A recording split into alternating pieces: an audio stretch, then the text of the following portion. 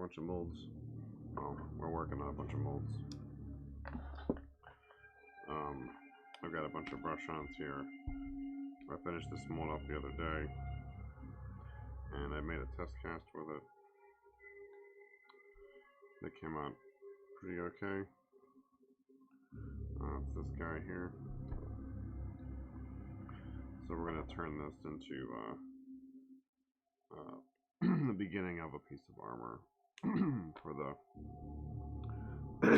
figures we're working on. I still have a few other molds I got to work on before this is at a stage where it's like ready. I have a bunch of parts here that I'm slowly working on molding that are going to be, let's see, I can kind of just show some of this stuff. So I got all kinds of parts here that I'm working on. This is like stuff from vintage MOTU, this is classics, this is McFarlane toys, this is Realm of the Warlord, just like all kinds of crap. Lots of potential, lots of potential. So it's why are we not streaming? It says we're streaming.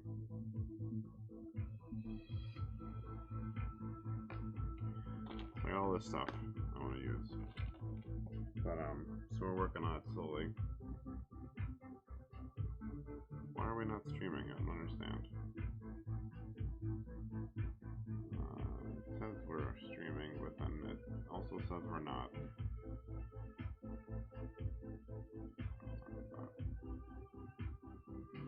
We'll just refresh. Okay, we're streaming. Good. I was a little worried. I was gonna have to quit and restart or something.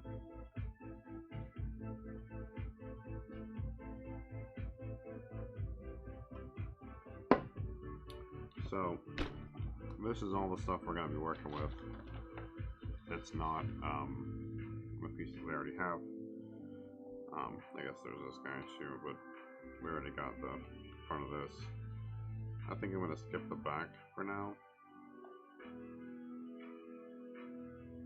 Okay, let me set the stuff aside.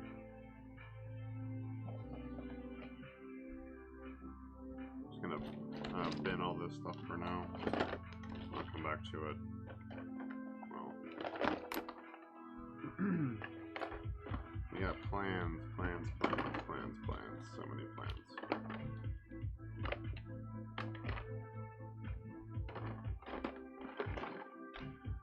I'm not really like a fan of just straight copying stuff. I know that's kind of what I've done with the existing Brood figure, but I want to expand out from that, and so we're going to start with this armor.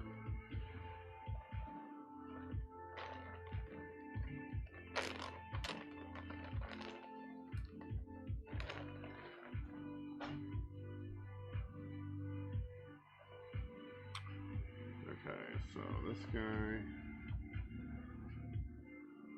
I probably don't need to saw this off, but this was like an experiment. I just built up a clay. I used my mold clay to make like a basic form. I wanted to get like some thickness that I could then cast to use as a starting point for making a new piece of armor. We gotta finish the man-at-arms armor. That's gonna be the rest of it. Well, parts from that are gonna be the rest of it. So this first cast is pretty good. It's like a little thin in some parts, but I didn't really know. I couldn't really tell how thick it was, so I'm just gonna. But the important part is like getting the surface, so I don't have to rebuild it. Sculpt all that stuff from scratch. So we'll come back to that a little later. I need to bag this mold real quick.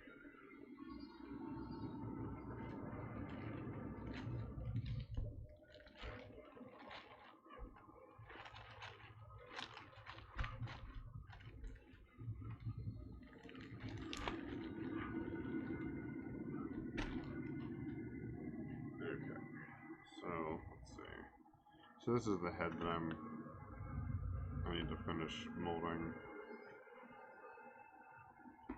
I'm like at a weird impasse. I have an idea what I want to do with this, and it's all kind of just gone sideways a little bit.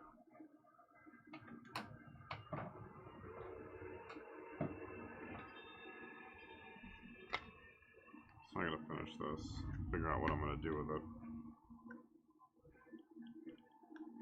I'm still getting my head around these brush-on glove molds, so there's gonna be a little bit of bumbling happening.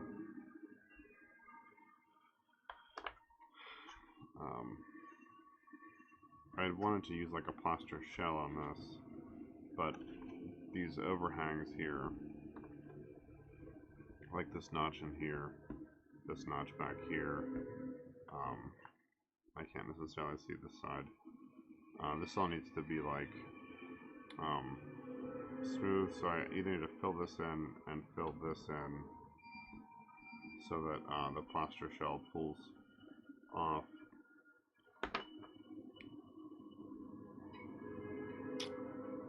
Yeah, it's still a little bit of a mess, but whatever, we're learning, it's fine. No one's an expert right out of the gate.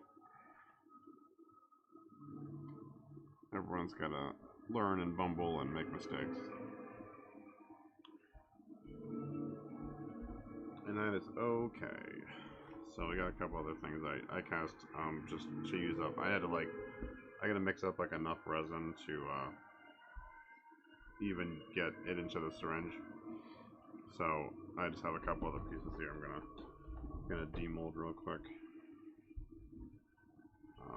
Just another set of hands, and I started ahead.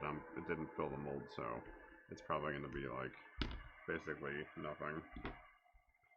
But these hands I can use somewhere else,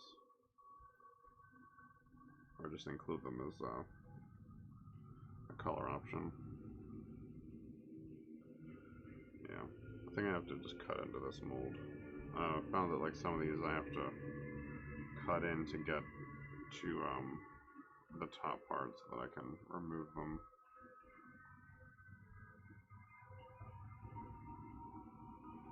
I don't really wanna, but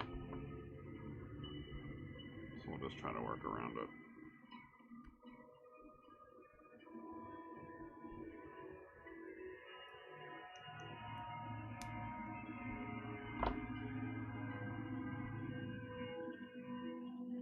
Got my little screwdriver.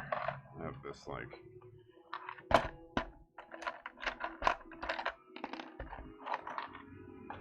tool I can use to just push this stuff out of here.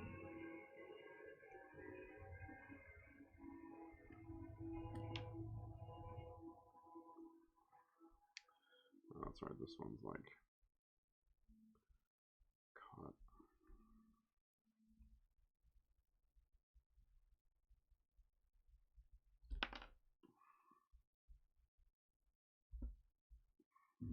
Wow, yeah, it's these little talons here. Probably don't. I'll be a little more careful about this. Oh, there's an air bubble right there, which sucks.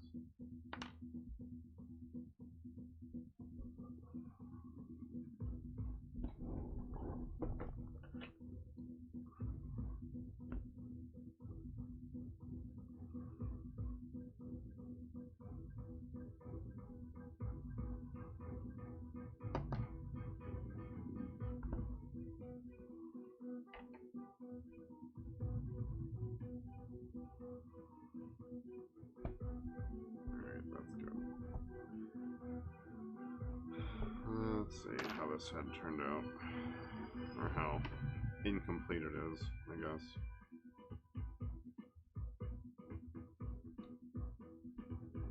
That's the likelihood that it's incomplete.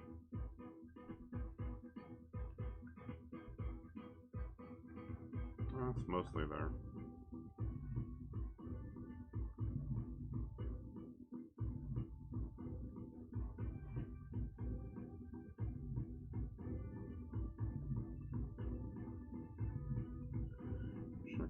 crap.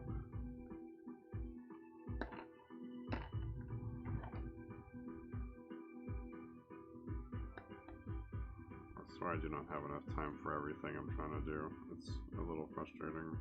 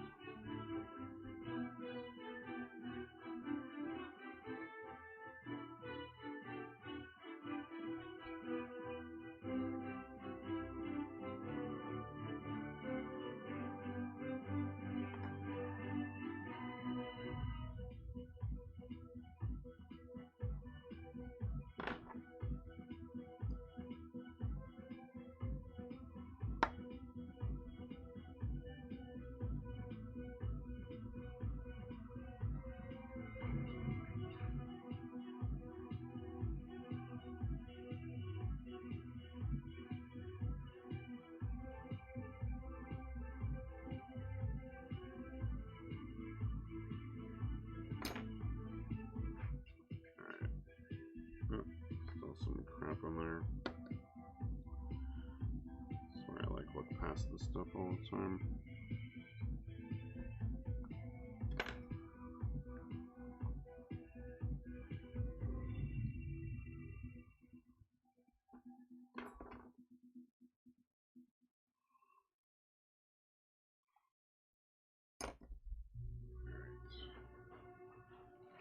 So these guys aside.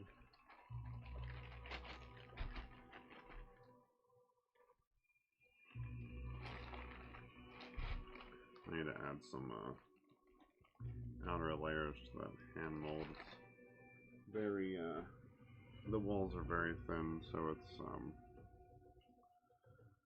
I mean, it works fine, it's just it could be a little more rigid.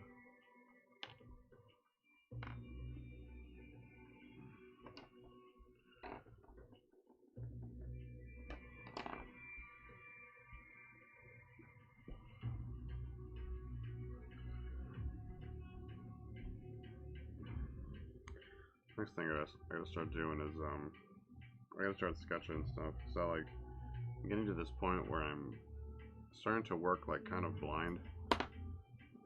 Where I'm, like, making things up as I sculpt them, and it's not really, like, a great way to design things. So I need to start making time to, like, draw some stuff out. So I have more of a plan. Because, like, I did that with the sword, and it worked out fine. It's been coming along pretty well, and I just have this super rough sketch.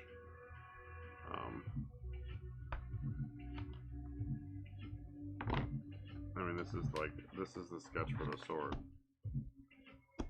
This printout is even like squashed, so I had to like kind of reinterpret it. Let's see, how much of this do I want to trim off? I guess I'll just trim all of it. Because it's got a big fat air hole, so I don't think I can really offer this as like a ready to ship part. But I think I might have to start doing like a Misfits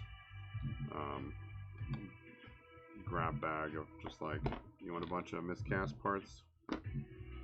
There you go.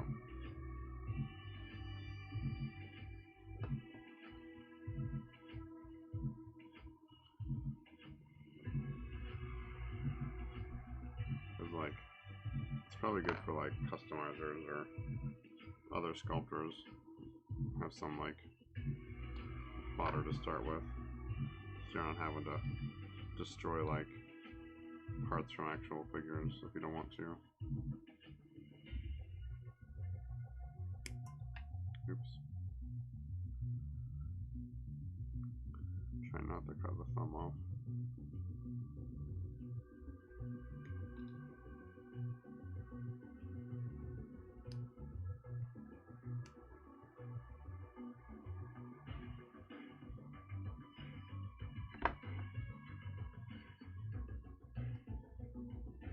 Getting this webbing out of the fingers is always a little takes a little time. I'm just gonna do it kind of crudely now because this isn't like a product piece, so I'm not really too worried about it. I just want to get like the basic stuff off of it. It looks like I broke off half the peg. I'll have to go into the mold and look for it later. This has got an air bubble too. God damn it. That's fine. I was kind of in a hurry. So those are both defective, which is awesome.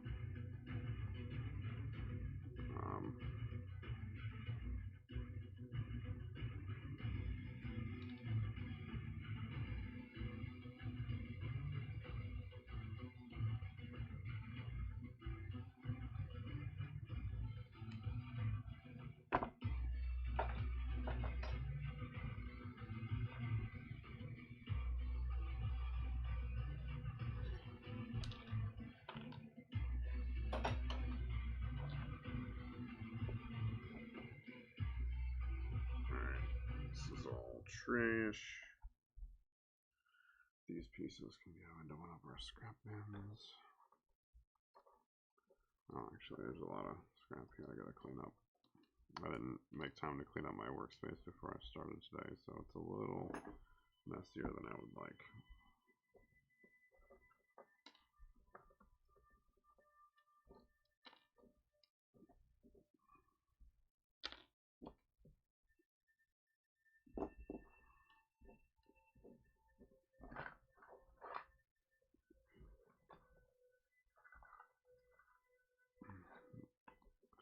Clutter is one thing that definitely makes it difficult for me to focus on what I'm doing. It's a real pet peeve.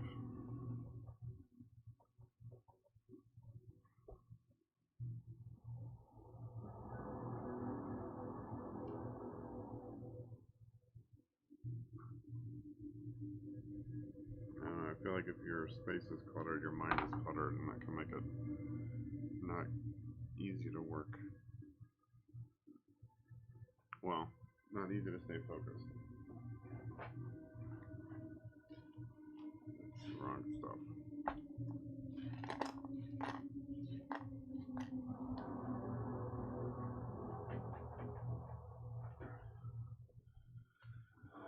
Okay, let's see. These are just fodder parts. We'll just put them in here.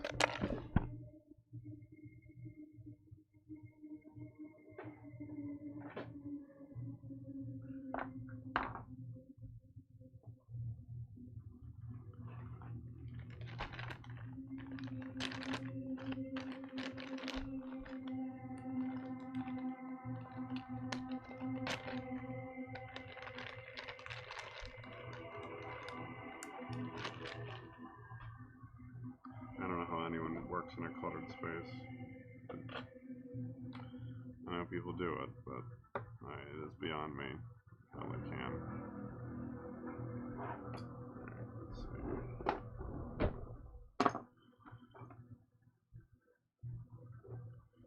So this, I need a plan. I think I'm just going to build up some of the sides of this and try to make like a box out of it. And my knife seems dull, or not dull, loose.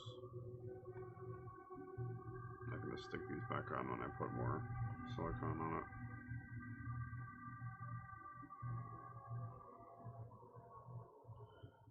So it's not wasted.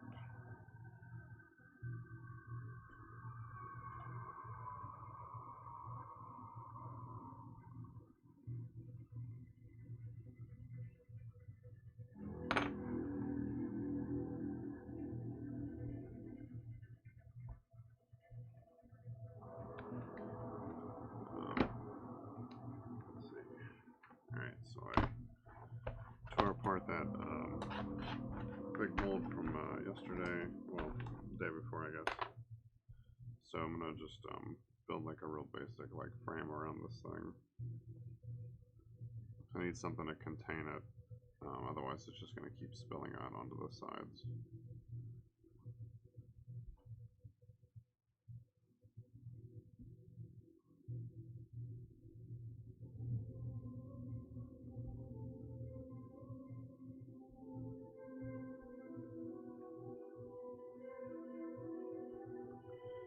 gonna try to like put the second camera together this week, but I didn't really get to it.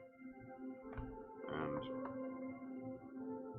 I think I'm gonna try to, I gotta work with it a little bit, try to set the music to its own track, because it's like, and I've noticed in the videos it's pretty like low, but I don't want it like blasting either. So it's like kind of loud for me right now. I know it's like not the, you know, the main part of the stream or whatever, but it could be a little clearer.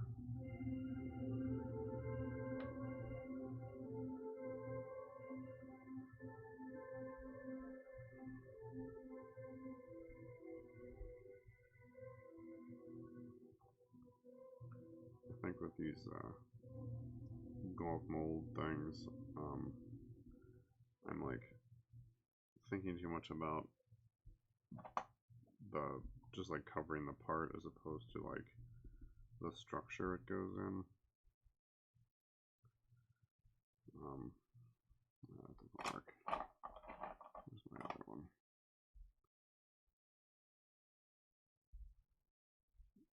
Because with like a normal mold, I would build, you know, the clay body, and then I would build the box, and then make the clay like, you know, close up the seam or whatever, like along the edge, and then I would fill the empty space with silicone. And it's like I want to do kind of the same thing here, but I want to use a cheaper material like plaster or whatever for the filling the space. So, but then like plaster doesn't flex, so you have to. Hey, nato potato. Okay. I'm trying to work on this brush mold that I've been making. I'm trying to learn how to use these better. So I was just talking about how I like think I'm just kind of approaching it in like a too fast instead of thinking about like the mold structure or whatever. So I'm just kind of like talking through that as I'm gonna build like a wall around this so I can add more silicone to this to try to like smooth out the surface and prevent it from just kind of running off the sides. And so because what this is going to be, this is like the second part of a torso that I cast. So like this is a cast I made from a mold I was doing like this. I made a copy of like the front half of like a guy's torso, and then I'm going to take this and pieces from this and make like a new like chest armor thing. So I'm trying to learn how to make molds that are a little smaller, and because a lot of my molds are like these big block things, and they're a little more than is necessary. So I'm kind of trying to learn how to work a little more efficiently, more or less, is the gist of what I'm doing. So like some days on the stream, it's like, you know, I'm doing stuff like this, and other days I'm like sculpting things or making casts. So it kind of just varies based on like what I have to do, what's like on the docket, so to speak, as far as like my task list. And I'm always trying to like improve the way that I work, like my techniques and stuff. So there's like a lot of moments where I'm just trying to like learn how to do something new, or figure out like, you know, oh, I did this and it like didn't quite work out, so like why is that? This is like a prelude to sculpting. Once I get these parts, this mold made, I can cast this, and then I'm going to use pieces from this and this other part, and I'll cut these apart and glue them together, and I'll start sculpting like a new piece. So that'll be a little bit more interesting. It's just I have to do this like setup work, you know, basically of making this mold to make a copy, and then I can use the copy to make something new. So it's sometimes there's like these like in between things I have to do, and that's what I'm doing now.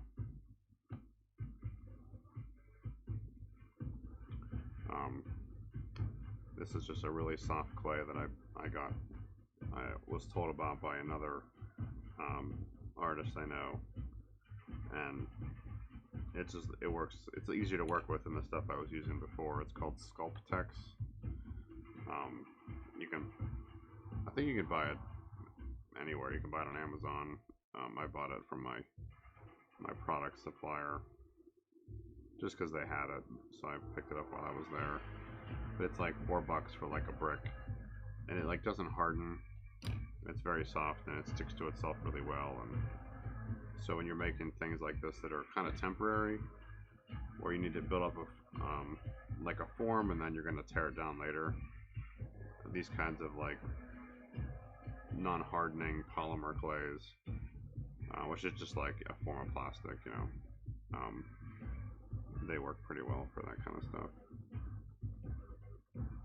So I found some like little things lately that have been helping me out to just like work a little more efficiently. Because you know, stuff costs money, so like the more you can find things that you have like a way you can reuse them, it's like less you gotta spend. You know, you're only buying it once instead of buying it over and over again. You're like not throwing stuff away, which is, you know, a bonus. I'm always trying to throw away less things. There's already enough like waste in the world, you know.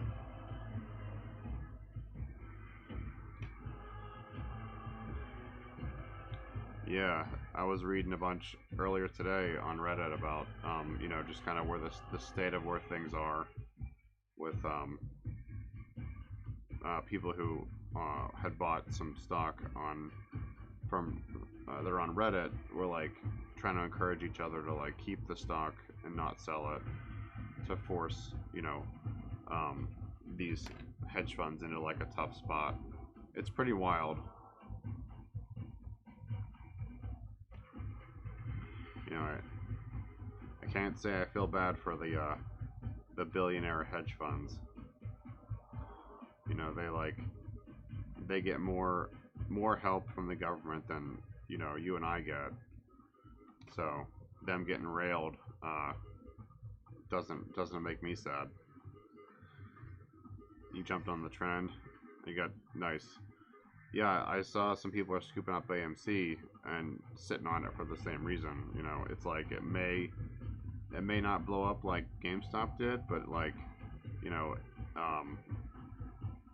you potentially can take advantage of it. So that'd be cool. Hopefully it works out for you.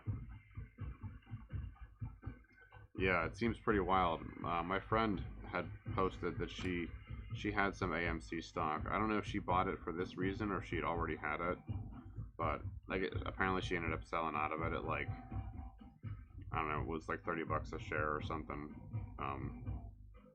So I don't think she like, you know, made a ton of money or whatever, but yeah, if I had more like, I don't really have an income. My partner supports us right now, while I'm trying to make this into something. But if I had like, you know, some disposable cash, I'd probably jump on like the AMC or something now, just to kind of like see where it goes, you know. So that's cool that you're able to participate. It should be like a wild ride no matter what. It's definitely historic, and like that's really awesome too. That, you know, us plebs are making an impact in like a meaningful way against like these corporate billionaires. And like, I get it, you know, they make money by pushing money around, but like they're not really doing anything. Yeah, dude, that's awesome. It's cool you could get in on it. It definitely made me start thinking about the stock market again, though.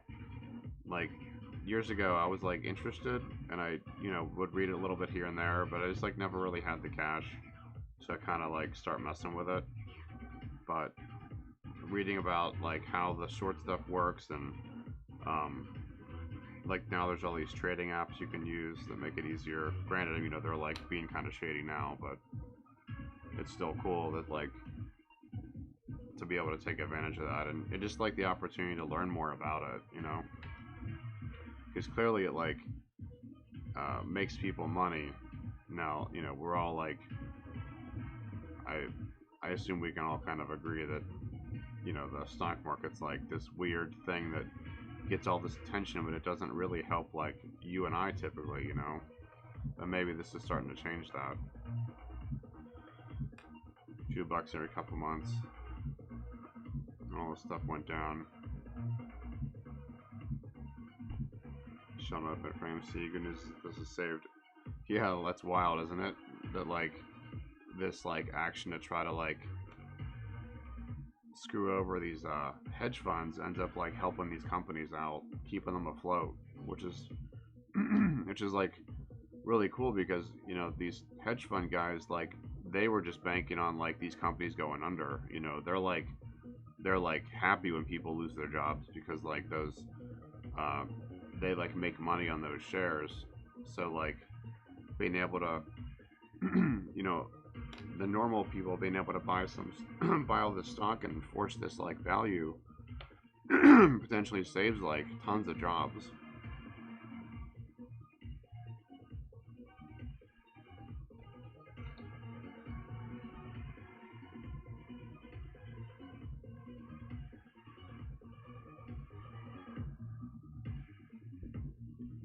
I'm sure GameStop would have survived. Yeah, AMC was definitely in hot water.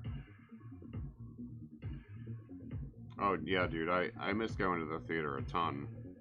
I used to like really be into movies, and it just got like so expensive, you know. Um, my partner and I was we had the opportunity. We went to like here in Phoenix. There's an Alamo, which is a pretty cool movie chain, um, and we've been to some that are kind of modeled after Alamo, where they've got like, you know, table service and a bar and stuff, and so that's like I was like, oh man, this is great. I get to like watch a movie in a theater and then like drink a beer and stuff. That was awesome. Yeah, yeah, for sure. What was cool about Alamo and like we lived in Chicago for a couple of years, and we went to this place called Studio Movie Grill, which is kind of like, you know, the Alamo style, and like we were buying, you know, like dinners, like I mean nothing crazy, like a burger and fries, like a good burger and fries and a beer for like, you know, $15. But like you go to a regular theater and you're paying $20 for popcorn and candy, you know, and like our movie tickets were the same as you'd pay anywhere else. So it was cool. Like that really got me back into going to movie theaters. And now with like COVID, you know, it's like totally just like wrecked all that. So it's cool that at least this is helping AMC stay alive. So maybe they can come back, you know, once it's like safe to go out again.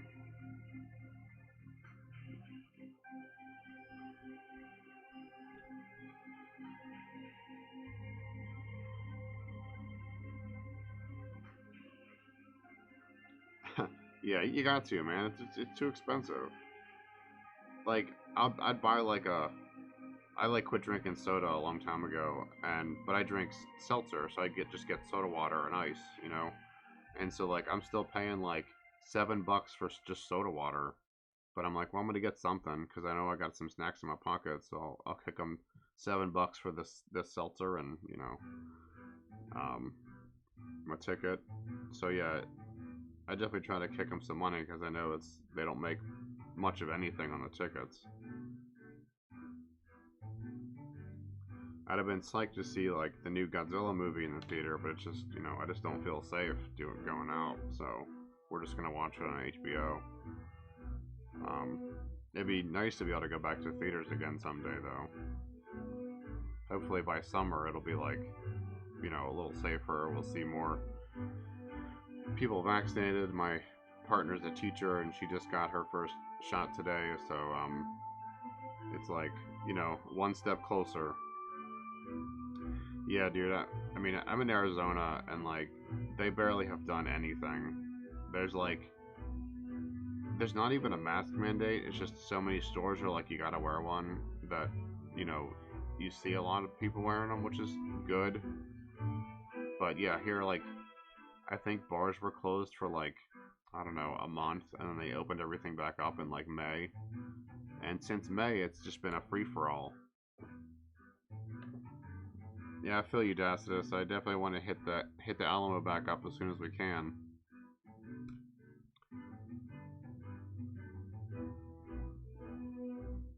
That'd be pretty nice.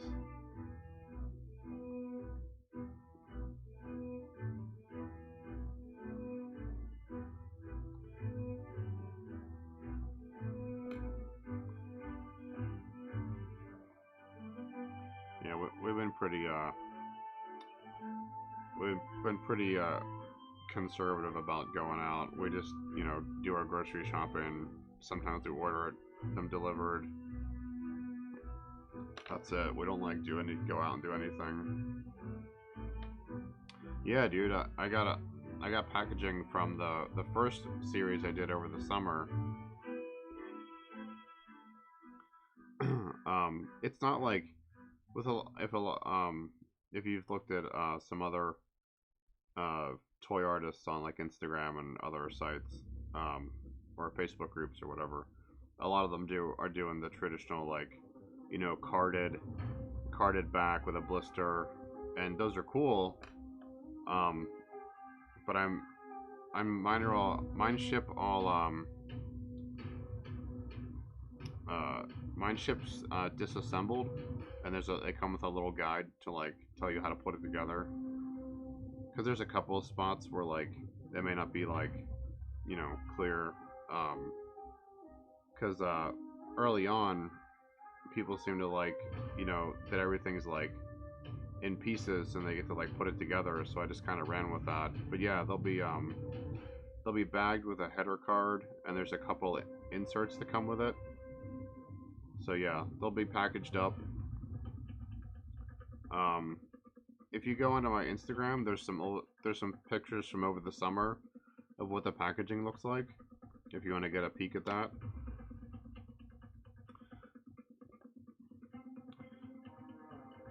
Yeah, I'm trying, man. I used to be a graphic designer, and you know, till I couldn't find work anymore.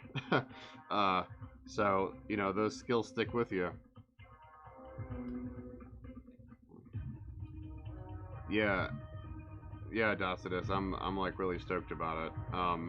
I was like real sketch about the trailer. I was like, I don't understand how Godzilla's a bad guy. I don't like this. But then I was reading on Reddit, and some people were like, "Nah, it's gotta be like Mecha Godzilla or Mecha Ghidorah. Like, there's no way that like Godzilla's just suddenly the villain." So, and like, there's that post-credit scene at the end of King of the Monsters, you know, where they like show people from Monarch have they go to that like warehouse or whatever, and these people had like recovered the Ghidorah head that Godzilla tore off. So like, you know, there's definitely something going down with that that's being like hidden. So it's cool that they're just not like spoiling everything right out of the gate. Yeah, dude, for sure. NATO. I was I'm like I'm pretty hyped to see Mechagodzilla or Mechaghidorah, whichever one of them ends up being the bad guy. I really dug Ghidorah in King of the Monsters. It was really awesome. It like, you know, they made it look like it does in the Toho movies, and but still made it like super menacing.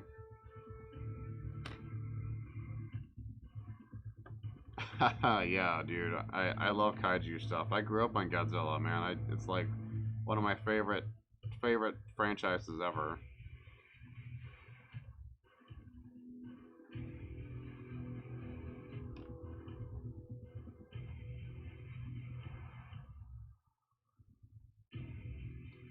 So I'm pretty psyched about that. I might see if my partner wants to watch all the MonsterVerse, you know, Godzilla 2014, Skull Island, like watch them all leading up to the new to Kong versus Godzilla.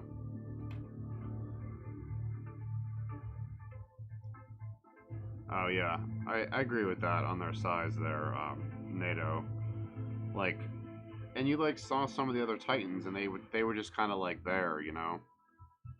Um, I but like Rodan was cool. Like he was super scary. Yeah, I'd love to see a proper Pacific Rim sequel. The one we got was pretty weak.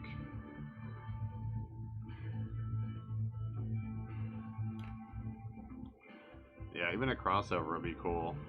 That definitely like tracks, you know. That's something that they could probably. I mean, I guess there's a rights issue. Whoever owns, I don't know who owns Pacific Rim, but it'd be cool to see like that crossover.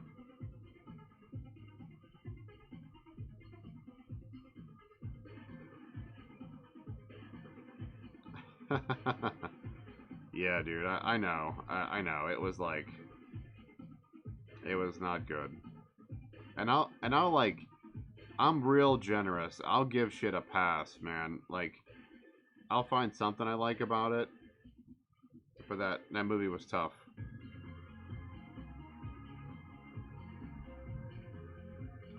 Oh, oh damn, I didn't know that, NATO. That definitely opened some doors then to maybe seeing something happen there. Uh, I was I posted on my Instagram story a couple days ago. I finally after like 4 years finally watched Shin Godzilla, and it was awesome. And I was reading about like, are they gonna do a sequel? Because they left it kind of like not open, but you know, if you've seen it, like that last shot of the movie is like real scary. Um, Shin Godzilla, we just rented it on Amazon. I finally caved and just rented it. Um, but like I was reading about, apparently they were gonna do a sequel, but then it got shelved. Well, I guess it didn't get shelved. They just like were like, no, we're not doing a sequel. But instead, Toho has said that starting in 2021, they want to start their own MonsterVerse, and they want to do like a new movie every 2 years, where it's like Marvel style, where it's like, you know, there might be one movie that's like about one monster, and then like they'll have, you know, eventually they'll have like a flick come out where like there's a bunch of, it's like a crossover. So that could be cool. I I don't know if it would be in like Shin Godzilla style or not, but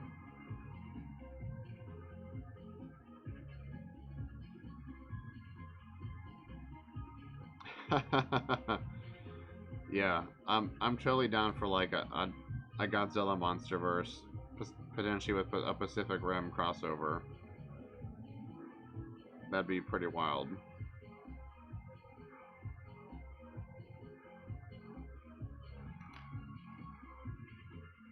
Yeah, hopefully NATO that like they got some long term plans for Rim and uh the Godzilla stuff. That's like it's such a classic franchise, man. It's been around for like what 60 years? No, 54 is Gajira, right? So we're looking at 50 six 70 years, almost 70 years of Godzilla. Like what other movie franchise has that kind of staying power?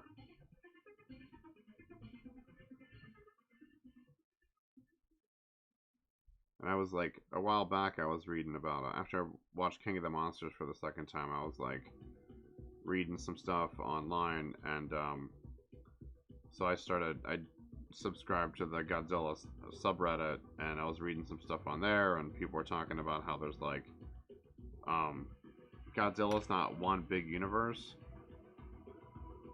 NATO, dude. I love Speed Racer. I love that movie. People like hate it, but it's so good. It's like they took the show and just made it into a live action movie. I love the effects in it. I love the cars. I love like just how colorful it is. It's so wild. I actually own the Blu-ray. That's how much I like it.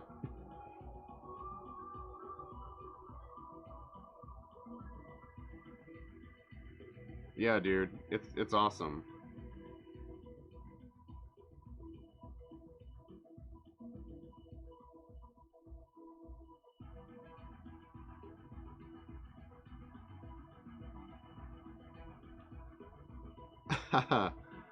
Yeah, Detective Pikachu was actually pretty good.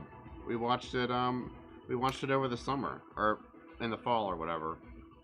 Um yeah, and I don't really follow Pokemon, but I really like Detective Pikachu. It was really good.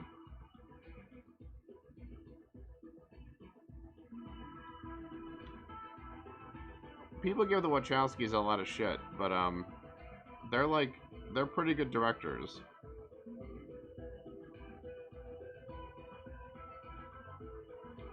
The Wachowski sisters now? Um if you I don't know if you've seen have you seen Sense8? I need to finish watching it. I've been like putting it off for forever.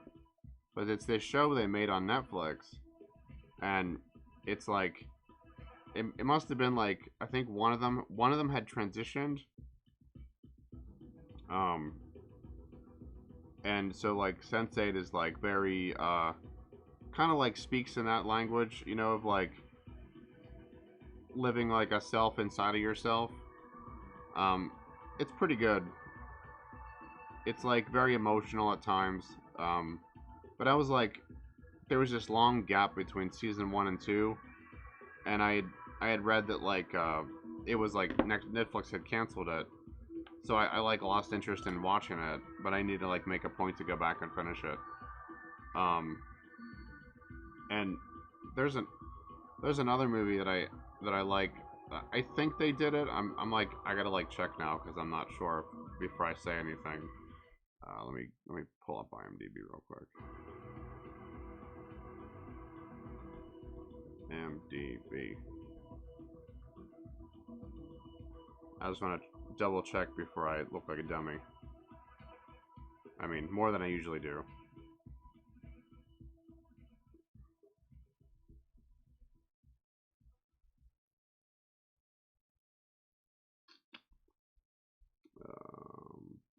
Okay, I was wrong.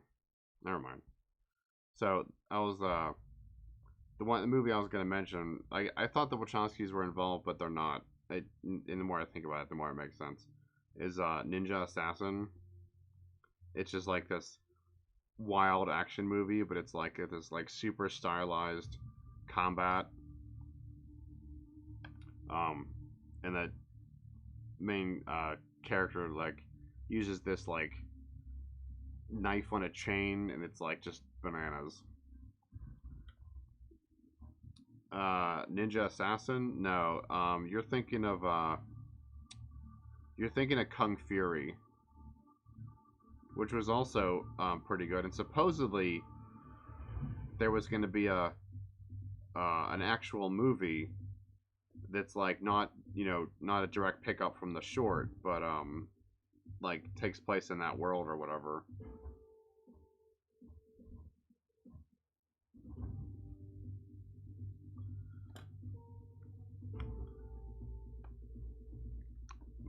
Another one that makes you think of like that reminds me of is Turbo Kid. Have you guys seen Turbo Kid? It's on Netflix if you haven't. It's pretty good. There's some really cool like I don't know if I'd call them indie movies, but just these like under the radar, essentially straight to video throwback movies that are like really good. Okay, I hadn't like seen anything new about Kung Fury recently. I also just haven't been looking for it. Oh damn! So that it's like actually like coming soon. That's good to know.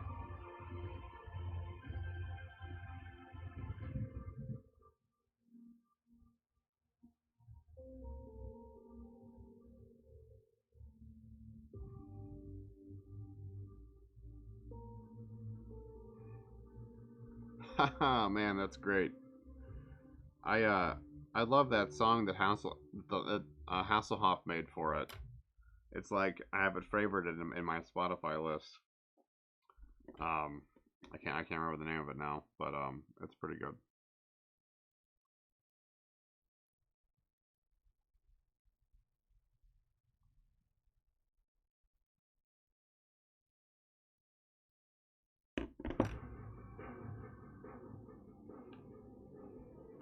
And I get such a backlog of movies I need to finish up or catch up on. Just like treasures like this stuff we're talking about that I need to revisit.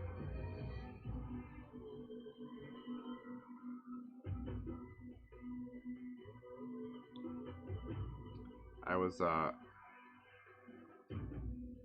a big fan of Borderlands, so that's like all the music that plays in the background of my stream now.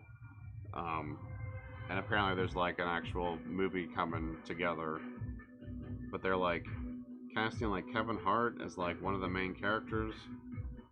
Dodgeball, come on, Dodgeball's good in its like bizarre own way.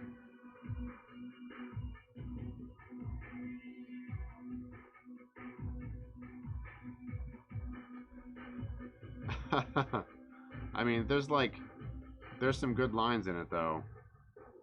If you can dodge a wrench, you can dodge a ball. I mean, come on. I'm sure there's stuff that hasn't aged well, but there's also still some like treasures in that movie.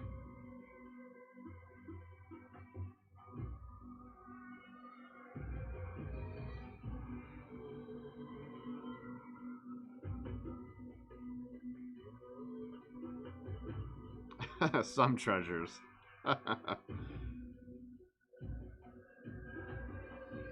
It has been a while since I've seen that. I mean, it was always a little cringy even when it came out. I think it's just like the nature of it, what it is.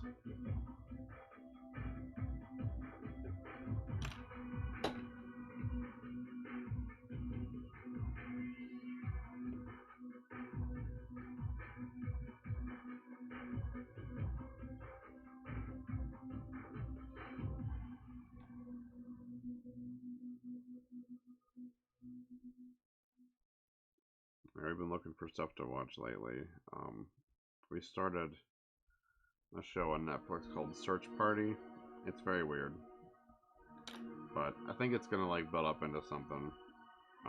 Because I saw a trailer for like the upcoming or the new season, so there's I guess a little bit of spoilers for having not watched any of it, but it seems like it's got potential.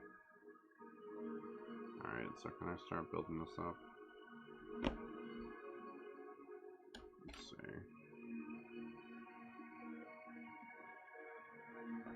So I need this to be more square.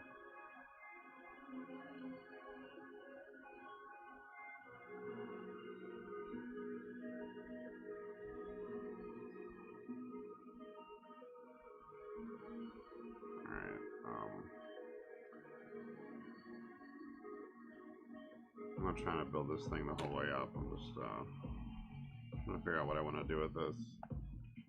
It's like in a weird spot where I guess I need this just to be like flatter around the edge. There's like a definitive edge.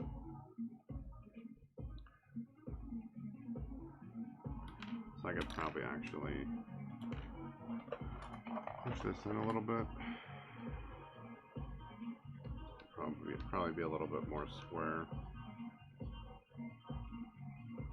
This is really just supposed to be a wall, not like any particular. I don't want it to fan out too far.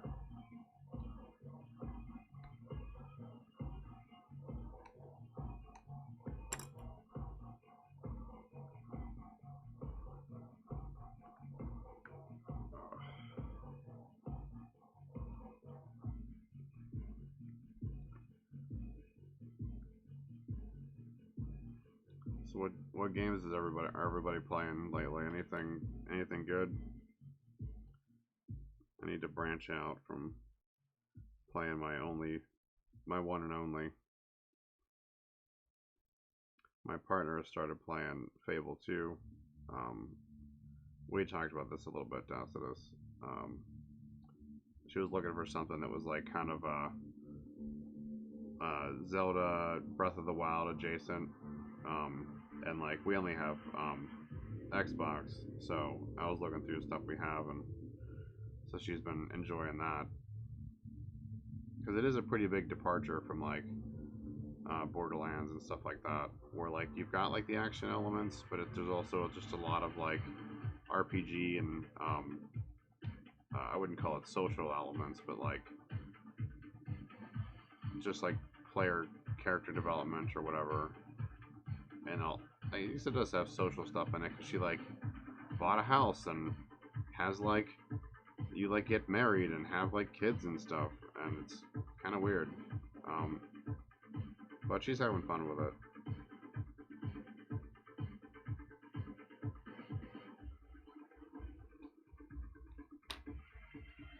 Yeah, sounds like Fable 2. It's an Xbox exclusive. I think you can get it on PC though. I think there might be a PC version. I've at least one of them. There's 3 Fable games, so maybe Fable 3. I don't know.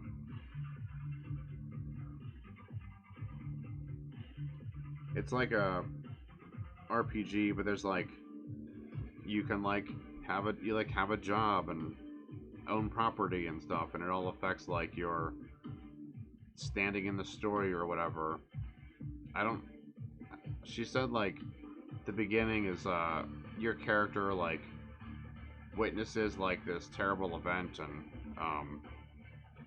so you're like kind of traumatized by that, and that's like just how the story starts off. I don't know too much about like what the end game is, but like as you play through it, you can play down like a good path or an evil path, and then like the way people interact with you and stuff like changes based on how like your character is. If you're like more evil, then you know they respond differently, and so it's supposed to be like having all this like interaction. I don't know how many different ways you could play through it, like how much it really changes, but I mean the fact that it's got at least a couple playthroughs is still decent, and it's got a co-op mode, which we haven't done yet.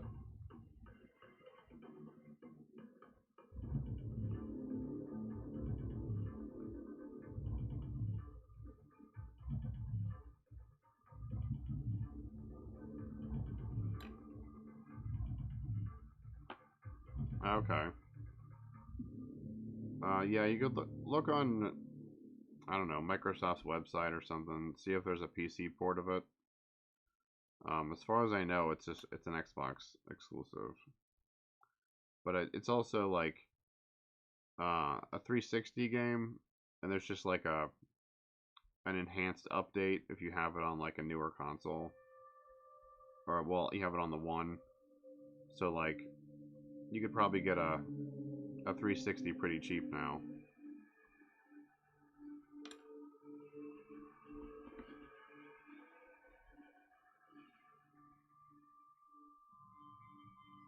If you did actually have to, you know, go with the console.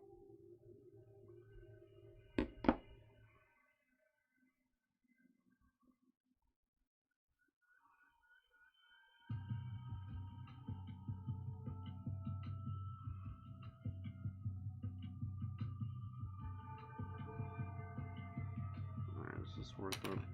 Worth stopping here? Yeah, so some of the games I've got from the 360 don't. I have to like buy another version to play it on the one, so we still have our 360s out. I like Diablo 3 has like a separate version on the one, and Saints Row 3 I don't know if it's compatible or if there's like backward compatibility for it. So we'll probably keep the 360s for a while.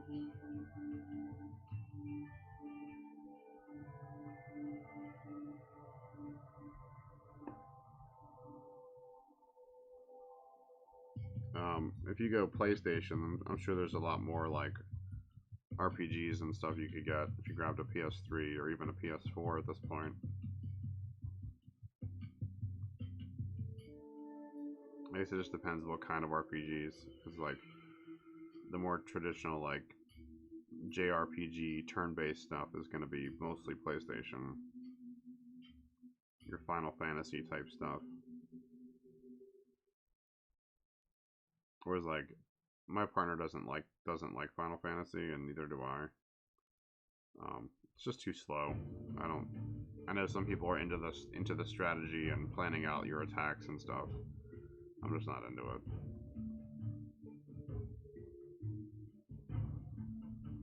Alright, is this good? Can I start slapping the brush on yet? Figure out what the heck I'm doing.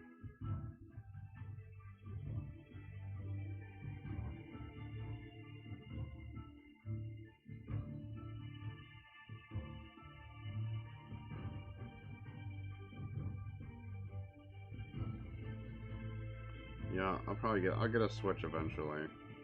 Whenever I have like excess money, which is, you know, not often.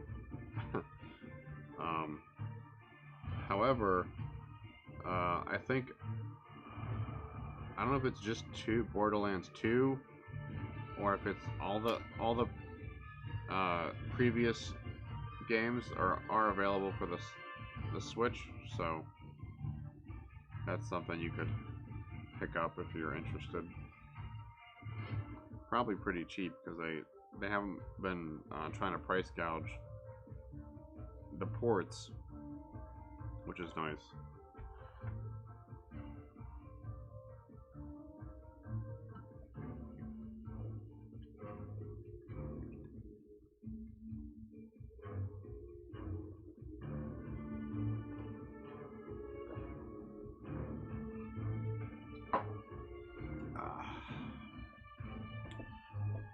Nice.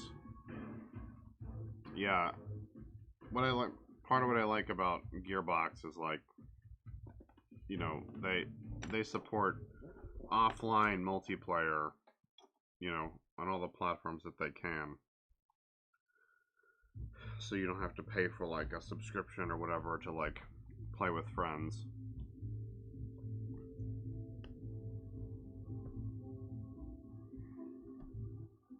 At least not locally, you know, like at home. Sorry, I gotta plug in my iPad, and this cable is not in great shape.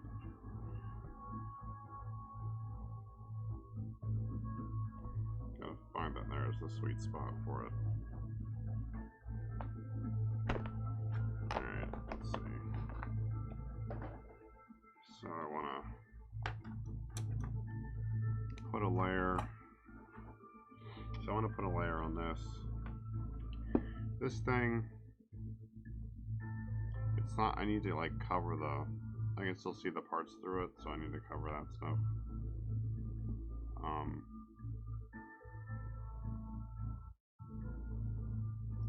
think I might have to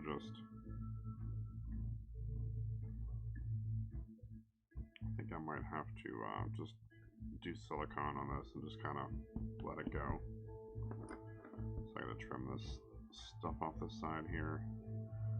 So I gotta remove it all from the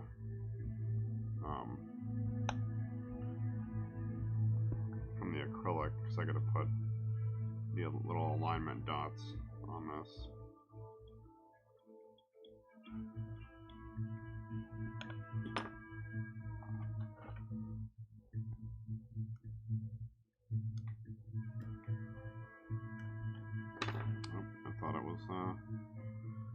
Thought it had cut through. Guess not.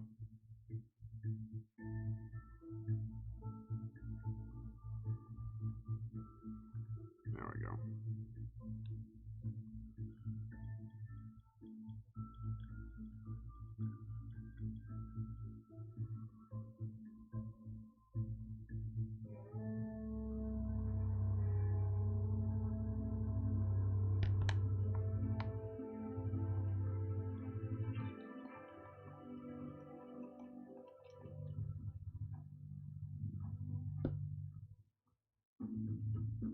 definitely a learning process here.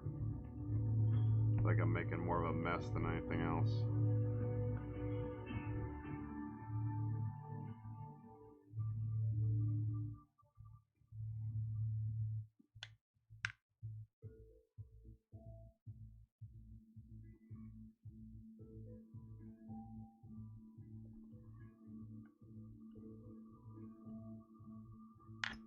Yeah, the lack of extra money, that's why I really need to get my act together here and try to get something into my store so maybe I can sell some pieces and have some money that isn't just an allowance from my partner.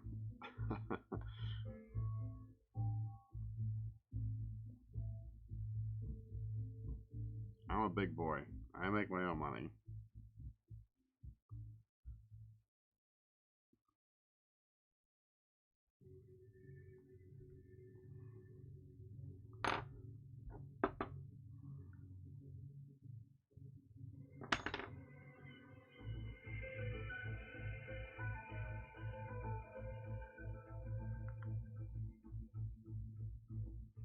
I don't know.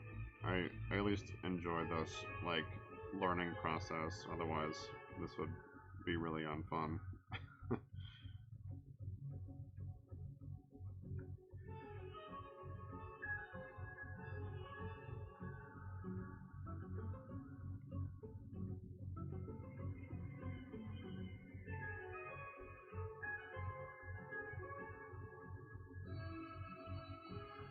Alright, so that's pretty clear.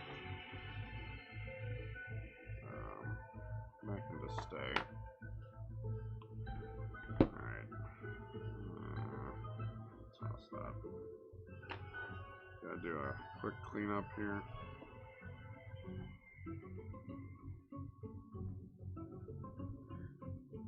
At least I got all the detail locked in, so whatever I put on the outside is not gonna affect that.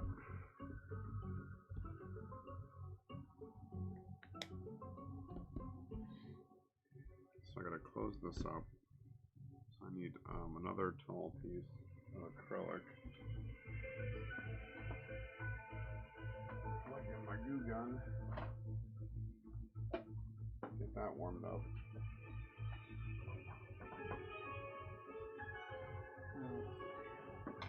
Alright. This should be good, right? Yeah. Okay. So I gotta add the little key dots. Oh, I should wipe this down first just to make sure the glue actually sticks. So I don't have like additional things getting in the way.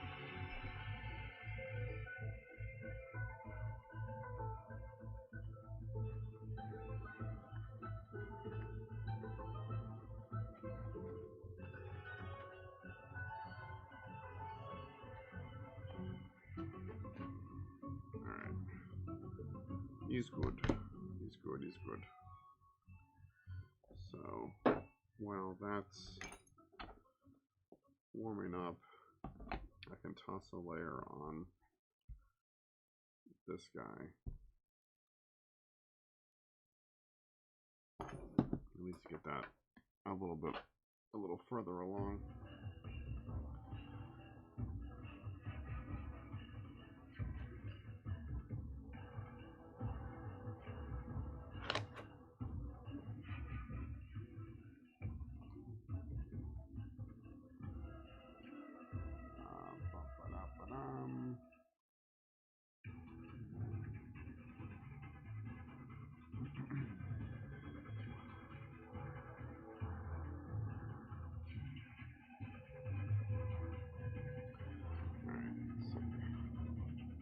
Straighten that out a little bit.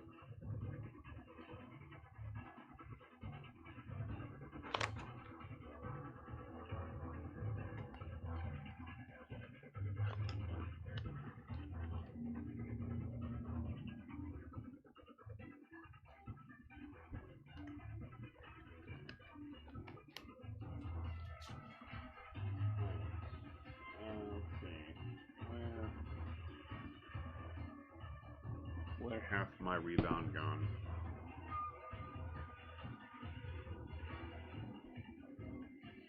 Alright, got it.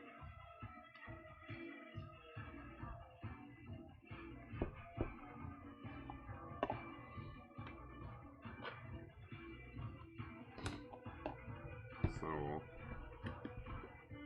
mix up some of this stuff. Get a little layer on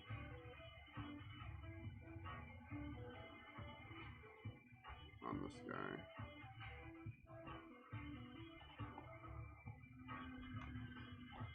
Oops.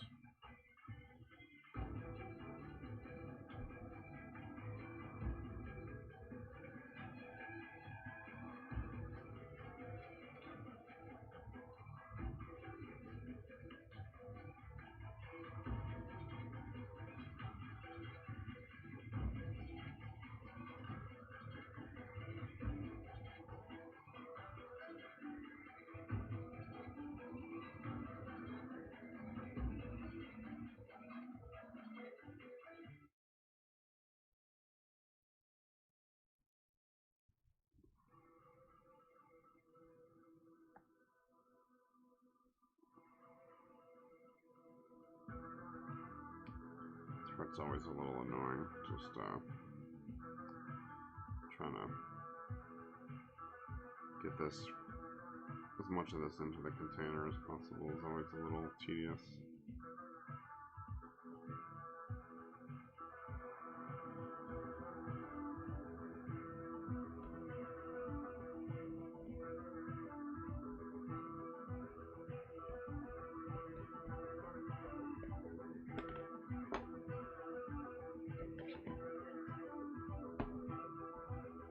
Was it you downstairs that said you were doing some work with R? Did you do stat stuff? I can't remember.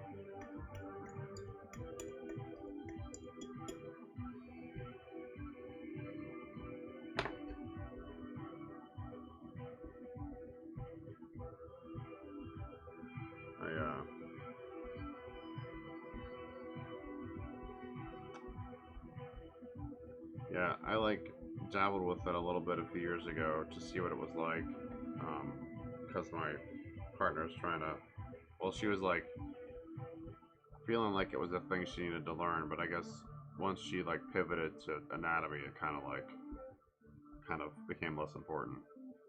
I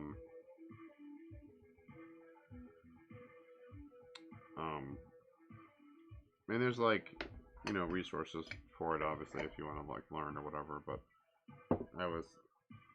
I'm like, I wouldn't say I'm toying with it, but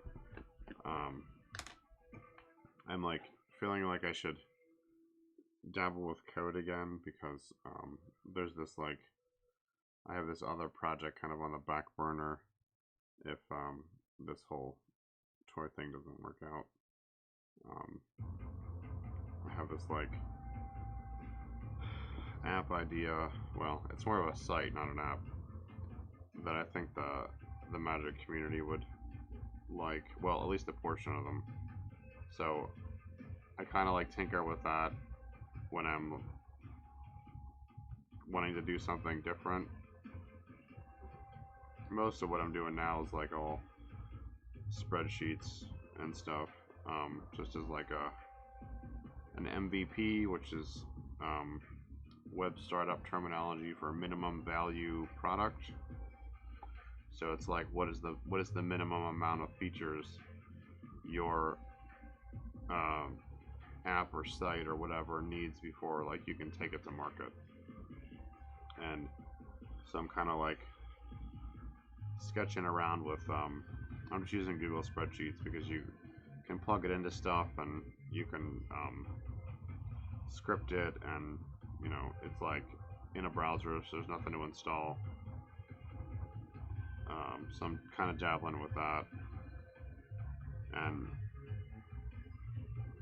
I'm just not sure how much like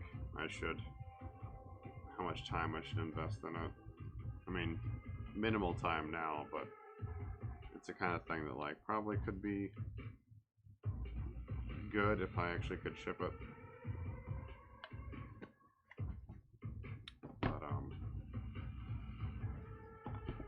So it's just like you know, having like that I've got all these like diverse interests, and it's sometimes difficult to like narrow them down into like these are the things that I can do.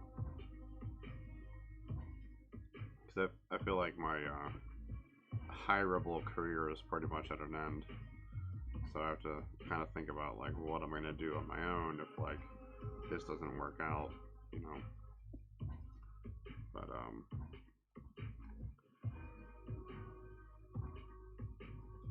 yeah, and I like learning stuff, and like I have this like um this side of me that's, you know, into like engineering and stuff, and that's why I like make all these I make my toys and stuff the way that I do, because I want to like, you know, improve on them, not just like copy what's already there. So for me, like adding features, like adding joints and making new things and figuring out how to mold them, and um, there's like, you know, uh, it's like just a thing I always think about is like what can I do? How can I like, you know, learn to do this other thing? And I've been trying to, I've had to like narrow it down over the last few years, but I don't know. I think there's value in like always trying to learn something new, even if it's like not necessarily something that's gonna like get you a job. It just helps your brain work better, keeps it active. Um,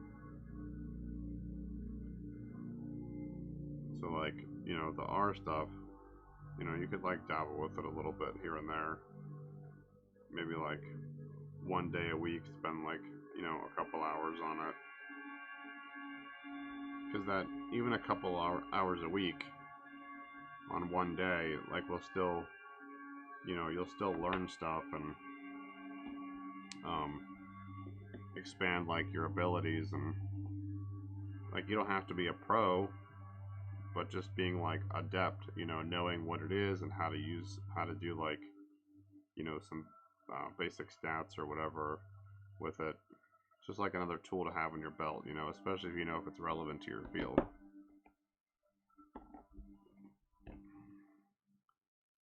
So it's like I kind of look at like tech stuff as like I'm not, you know, actively a web designer or anything now, but that's the kind of stuff I would need to know if I were gonna like more seriously pursue a job again. Which who knows, I may end up having to do it, but we'll just see how things turn out.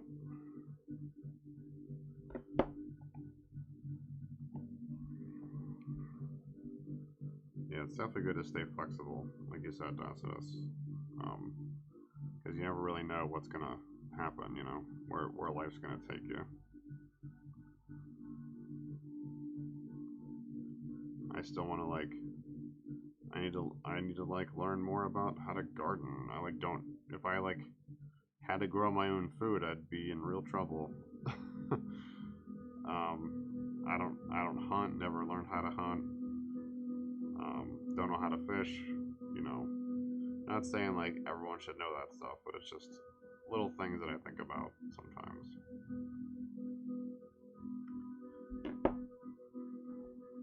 Not that I'm looking to get into any of those things as a hobby. Just, you know, they're kind of just like examples of things that I could know and might be useful in some way or another.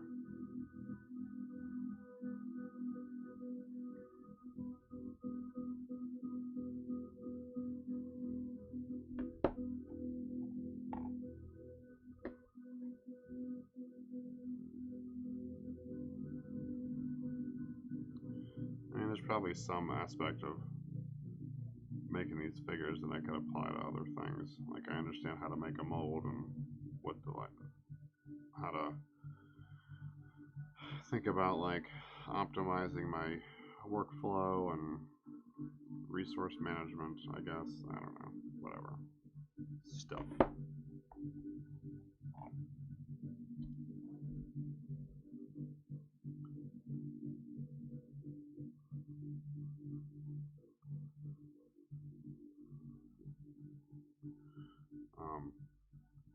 I still dabble with the idea of like making a game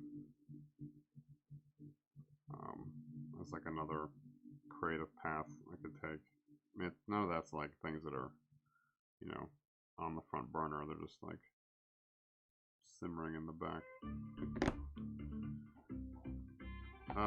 I probably will. I don't know. I can like add pages to my store. So like I created that intro page. I need to finish it. I made these graphics for it, and I have yet to actually put them on there. So I got to write some HTML code for them to display it the way I want. Like a dedicated site hasn't felt like that important right now because I don't really have like I don't know what I would do with it. You know what I mean? Like I haven't thought about like a greater like world for them. So it's, like at the moment they're like aren't really characters in the traditional sense. I have these like, you know, these homage characters are named, you know, these names that are kind of like they're a reference to like classic figures. I haven't put much thought into like a world or anything, if that's kind of what you're alluding to.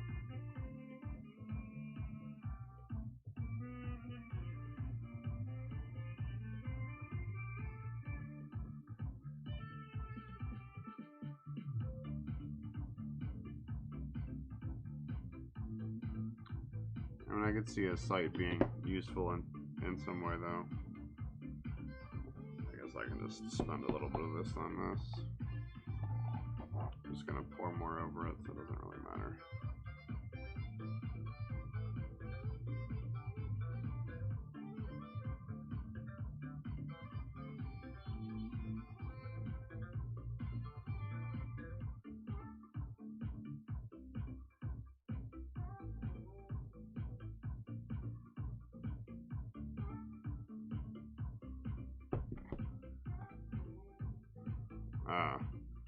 I mean, there's like the store.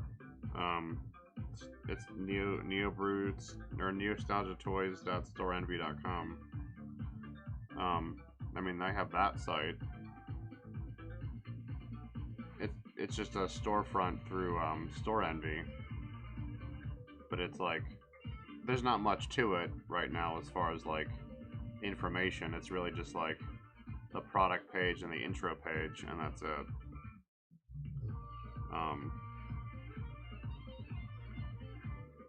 I do want to put more effort into it.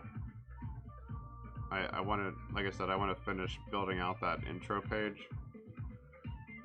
It's just been like, you know, kind of low priority with like the other stuff I'm doing.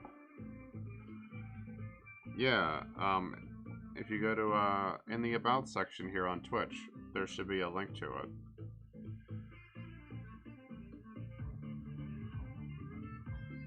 It should be under like visit the shop or something like that. It's all just a bunch of sold out stuff right now, but I will update it soonish. I don't have like a lot of new photography to put up, so I haven't added like new products or anything.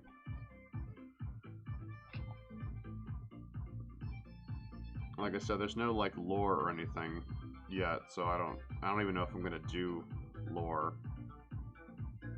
I haven't really thought that far deep about it, I guess.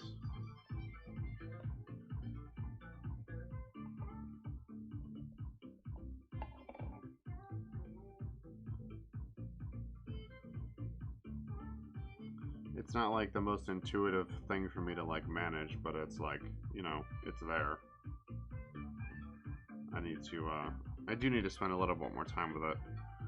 Oh, hey dude.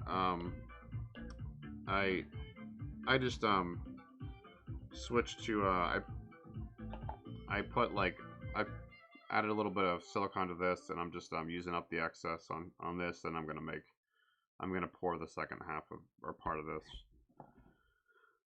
But So I'm gonna close up this front, and I'm gonna make I'm gonna pour the or fill this with silicone to make a part A mold.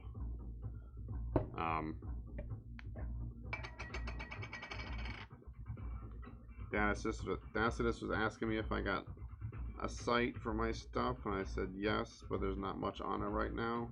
I mean, it's just the store that's linked in my about section. I do want to add more stuff. I don't have like a lore or anything yet. There's no like stories.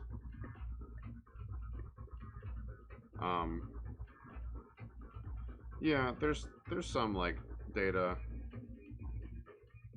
I do want to do more. It's all like I'm just trying to every day I'm trying to like work a little bit more efficiently, and that's like it's a thing I'm having to like learn as an individual. Oops.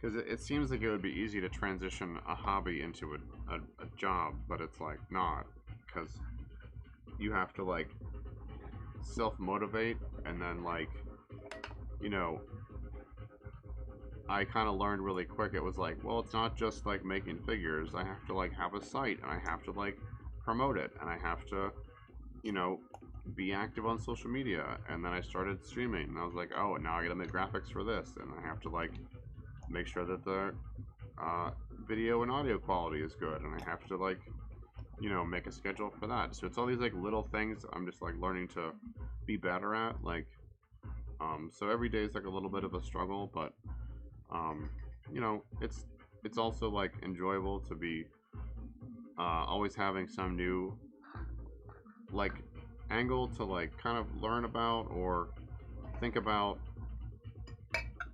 Yeah, that's true, NATO. Like everyone definitely does have to start somewhere, you know. And I like dabbled with like molding and casting stuff for a few years, and I did a little bit of commission work for this this guy on Instagram who goes by Blue Ghost. I'll put his thing in the chat here. So he does these little Star Wars guys, and so I did like some commission stuff for him, and that was like both good and bad. I like learned what I sucked at and what I could do well. Productions. So this is like his Instagram if you like feel like checking it out. He's kind of transitioning to more like 3 3/4 inch stuff. So I was like doing his molding and casting, and it was like fine, but then at the same time I was like, well, I'm not really like, you know, learning how to do the stuff I want to do. So I like spent a few years doing stuff for him and like kind of tinkering on the side, and then I, you know, finally like we moved to Arizona. I was like, okay, I'm like starting over from scratch. I'm gonna like do my own thing. I don't want to do commissions for anyone. Mostly just so like I could kind of use my time better and kind of learn how to develop the type of stuff that I was interested in making. And I had like toyed with the idea of streaming or doing like YouTube videos in the past. And so like in October, I just kind of like on a whim was like, I'm just gonna try streaming and we'll just see how it goes. And it was like kind of bumpy.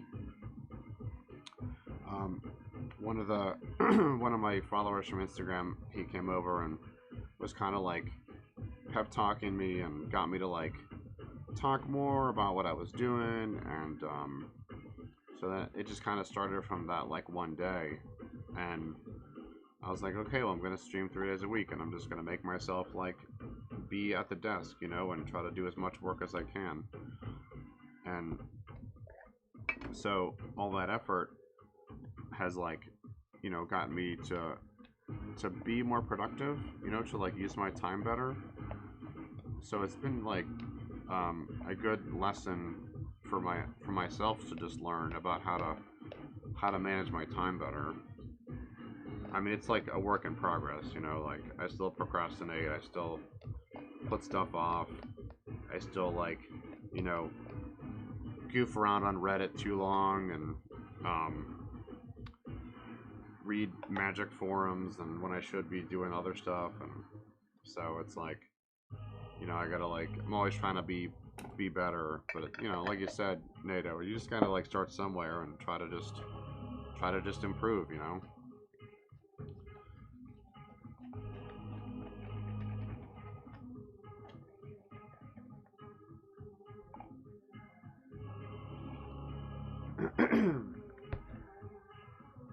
Sorry for all the throat clearing.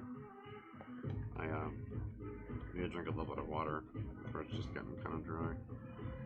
I always bring like I make myself like a mocha every time I'm gonna start streaming as like a little motivator. But the coffee and milk really like gums up your vocal cords.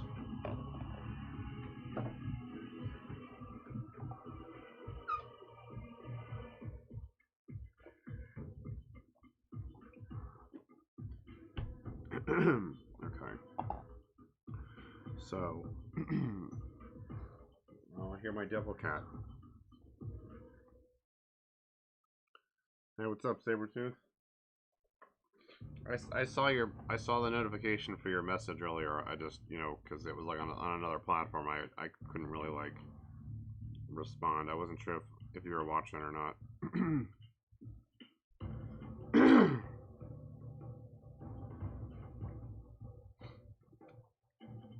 Yeah, it's a good suggestion that you made with like extra parts for like build a figure, because like it seems like there's definitely some interest for that with the Marvel Legends stuff.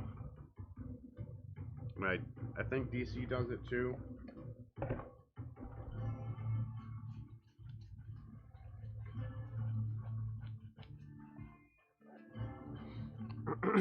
No, it's definitely a good idea.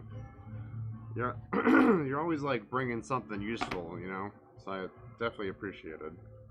You always got some like nugget of information or like some tool I don't know about or whatever, which is it's just cool to like, you know, always be learning stuff. All right, so I'm gonna drop some keys in this thing. This should be mostly set up.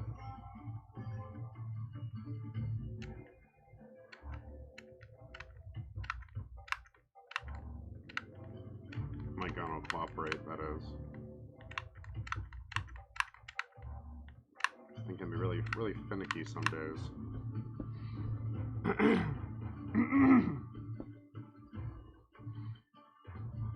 Yeah, I can definitely see that.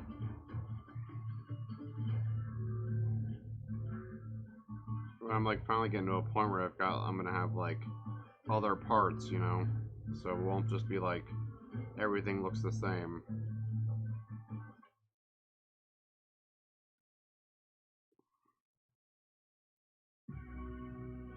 Yeah, I feel like on one hand, trying to do these brush molds is like, sorry, I'm like impeding myself because I have like this head sculpted and ready to go, but it's like in this like slowly forming brush mold.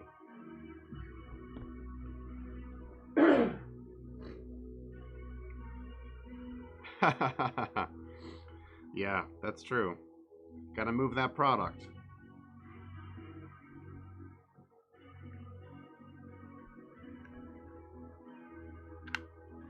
But it's good, you know, like incentivize your customers to like want to collect your stuff, you know, instead of just like, oh, I got one, I'm done.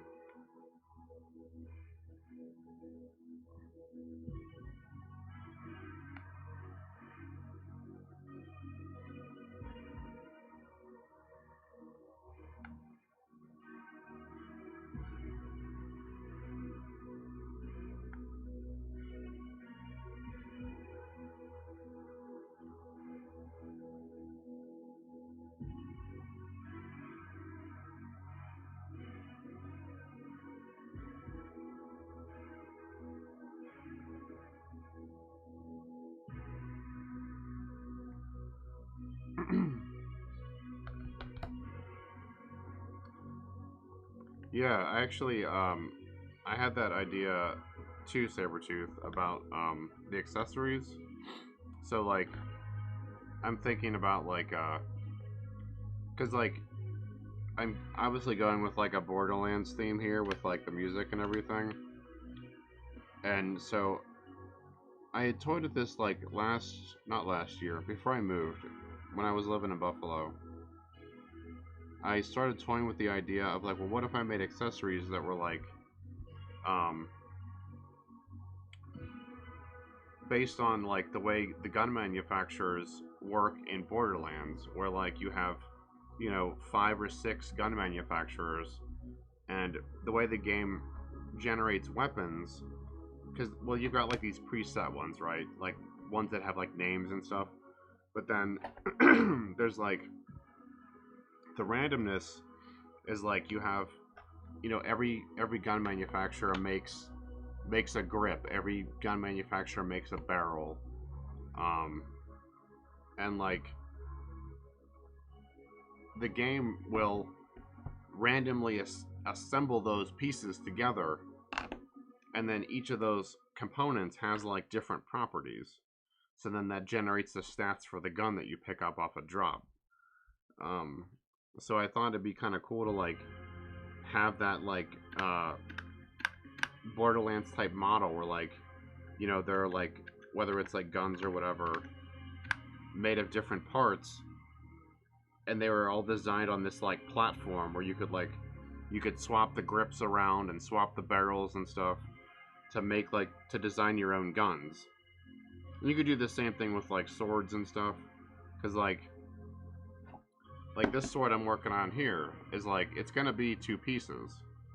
So like, you know, I could standardize like, well, this is gonna be the size of like the blade, or one blade, and then so you could put like different blades into it to create different looks. So yeah, it's definitely something I was thinking about. It's like more work, right? Like, cause now I gotta make all these pieces and all these little molds and stuff. But it'd be pretty fun. I know I would enjoy that as a collector, being able to like swap parts around and build my own arsenal. And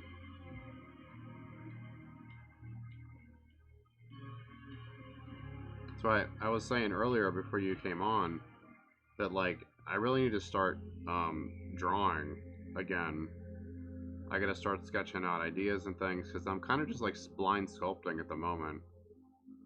So, you know, to take something like this idea of interchangeable parts for like weapons or whatever, um,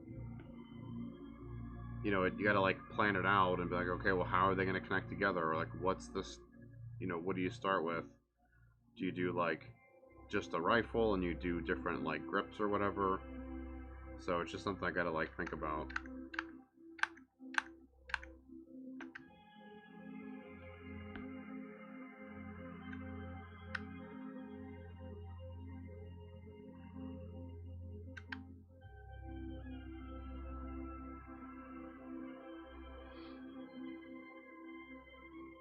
Oh yeah, that's true. Yeah, just changing the colors around is already like variance. That's I totally like blanked on that. You're right. I just put these in the wrong place, didn't I? Yep. Way to go, dummy.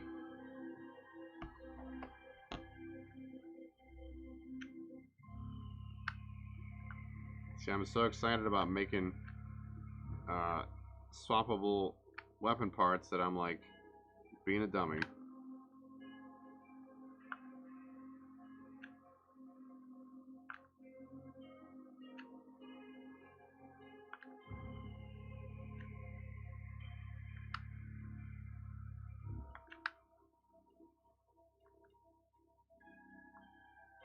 I guess that's a pretty minimal brain fart to have. It's just putting these on the wrong side. It's about par for the course of me, though.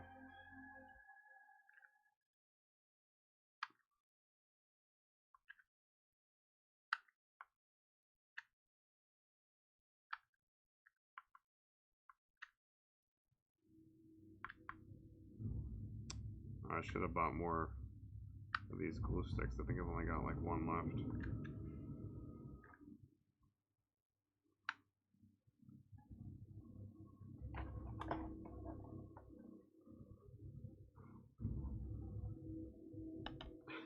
Yeah, right, dude. Reskins, it's no joke. Oh, I got left here. But I got one. Yep. Down to one.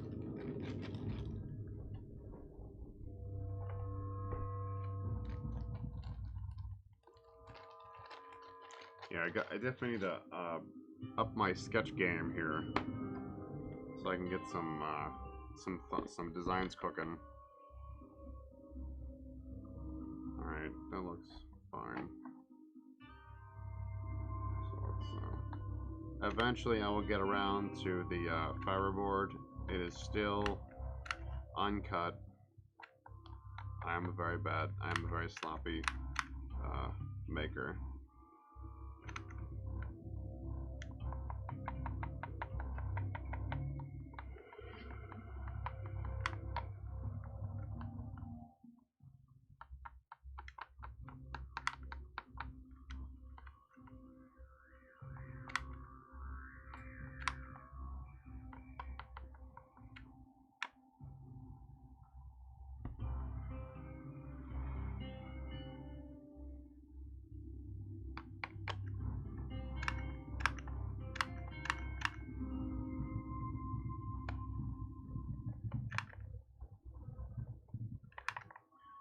Yeah, I definitely am undervaluing just like color swap.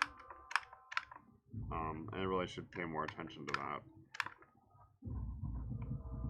I mean, I know when I was like collecting back in the day, I liked repaints.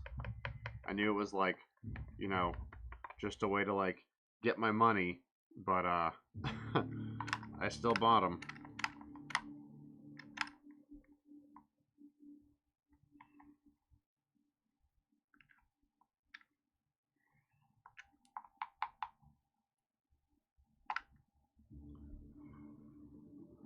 Might be cool to not just produce stickers to accompany the toy, but also to do temporary tattoos. Oh yeah, that would be cool. Like, there's definitely be a market for that. I mean, if nothing else, like cosplayers could use them. That's like, you know, one angle. I don't know how many characters have like definitive tattoos, but there's probably enough of them. Oh, that's great.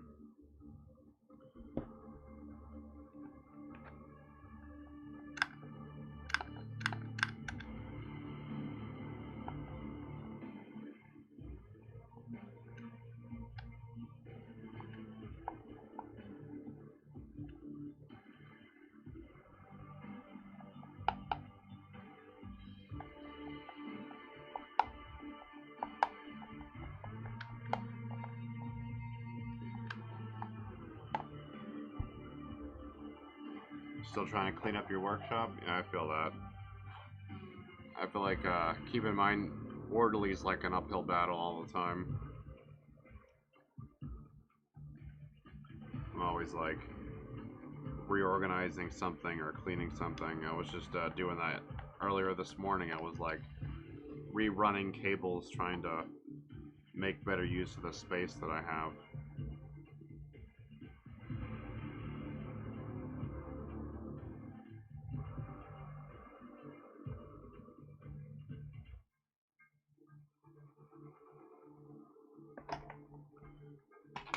Alright. I think this is sealed. Sealed enough anyway. Oh. Oh yeah. That is a good idea.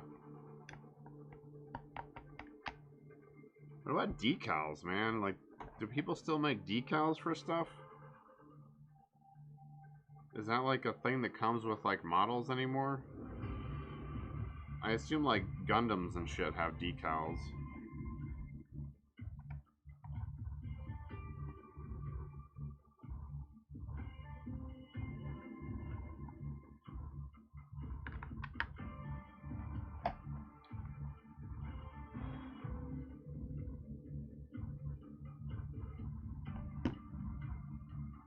Alright, we're gonna try this,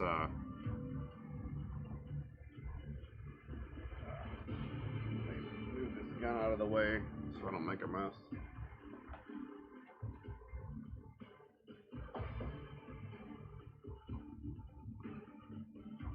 Let's see if this turns out to be a mess again. They've been sitting in this jar for like a month, at least. They gotta be destat. Nope, they're not destatics. Kind of.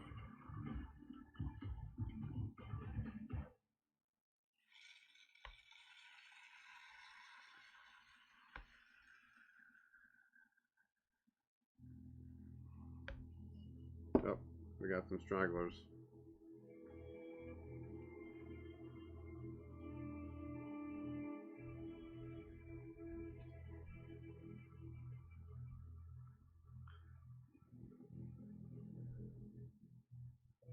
Yeah, I'm always needing to, like, clean my space.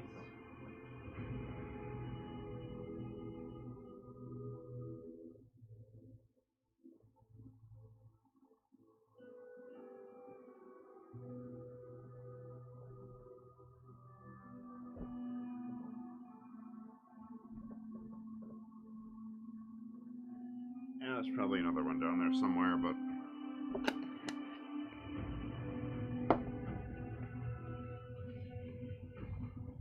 Alright, let's see what the damage is here.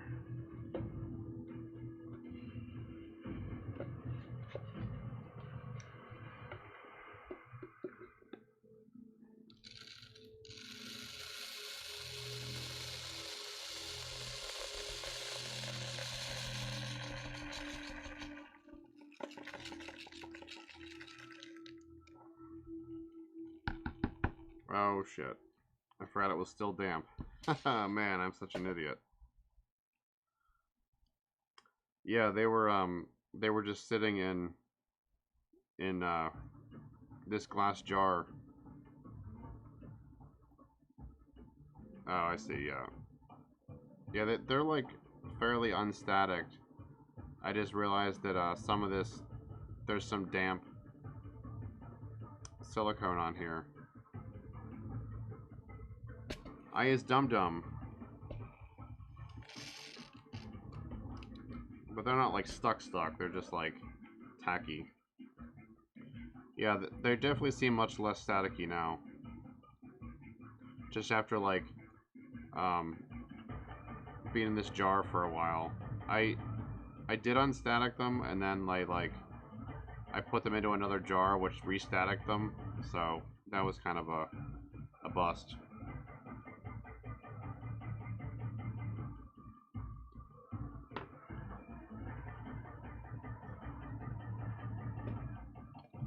You know, sometimes when I try to like work too fast, I do stupid things.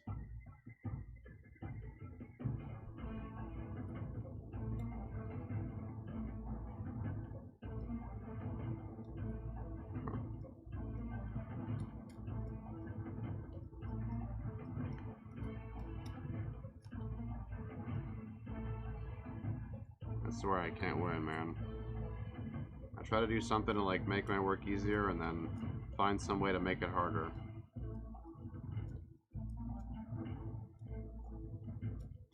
So I think if they hadn't, if this wasn't tacky, these would have all just fallen right off.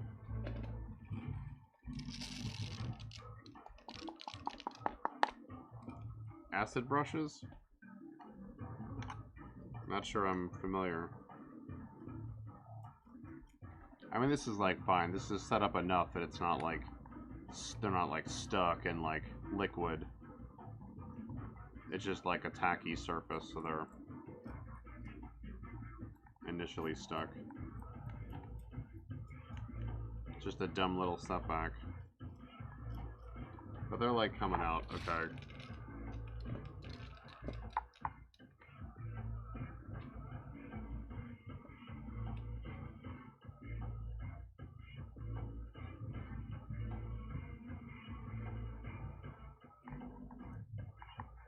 Well, this is only my second time using these, so I guess, like, you know, goofing up again is probably par for the course. but I think the next time, as long as I don't pour them on a tacky silicone, that should be fine.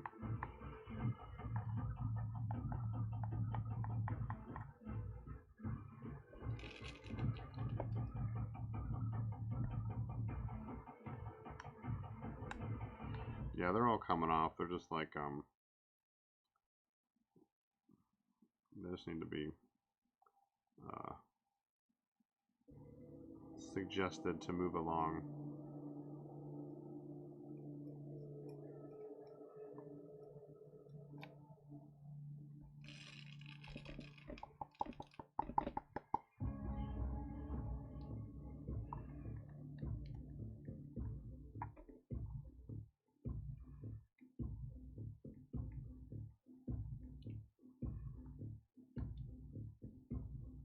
Alright, so that's all of them. Oh, interesting. Yeah, I haven't heard of acid brushes. I'll definitely check it out. Well, a few are scattered on the desk here, but that's fine. Alright, let's transfer this to something smaller so we can actually see how much is in here. This is a 150. Now this plastic will re-static it. I need to like start washing these with soap and water. Just to remove the excess like I don't know, remnants from like mineral spirits or whatever. But it also would like neutralize the static electricity that these things get. Because I see the static cling too when I'm like pouring in resin. Like thin streams of resin will like jump to the sides of the container. Alright, looks like 150 mLs basically. That's pretty good.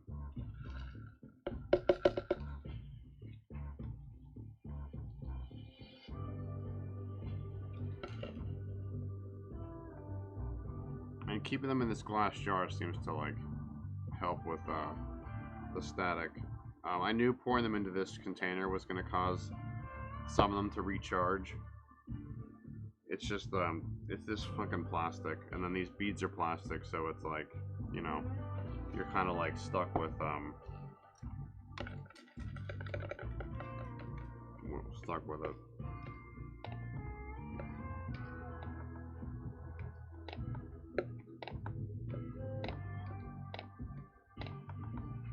Alright.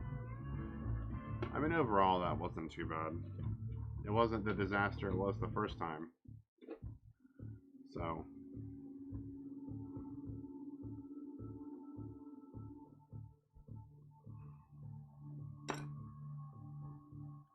I probably only had like, I don't know, a dozen strays that bounced around the table, which isn't too bad.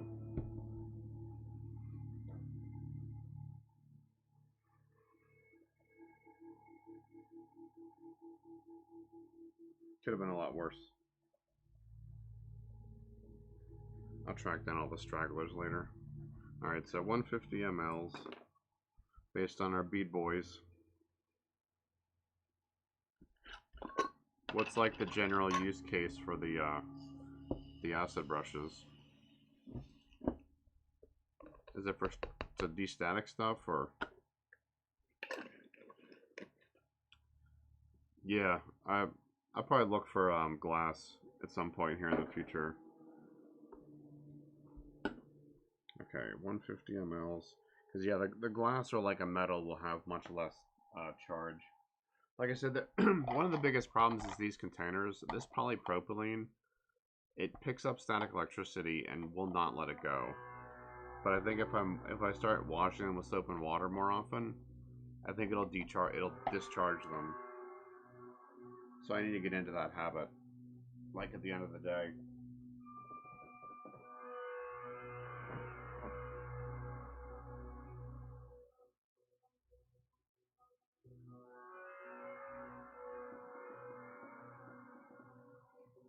I mean, these things, they didn't go like everywhere like they did the first time.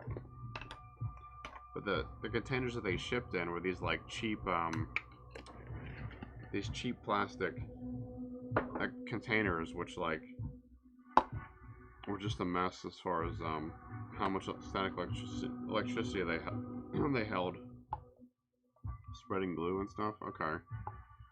Yeah, that's definitely useful for what's this, 60, 75 is like here, right? 150 or 75 is 150. Okay. Yeah, because like when I spread this brush on silicone around, having something like that would be handy. Other than the, you know, spatulas that I'm using now. When I say 75, that's got a 75 on it.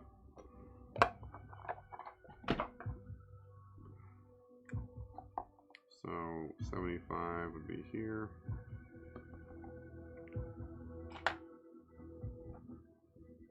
That should be good to go. Alright, and then, well, maybe we'll just do some plaster on the second half.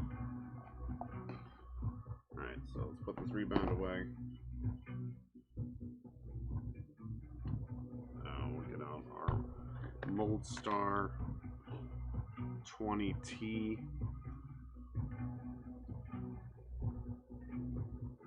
Get out 75 mLs of this stuff.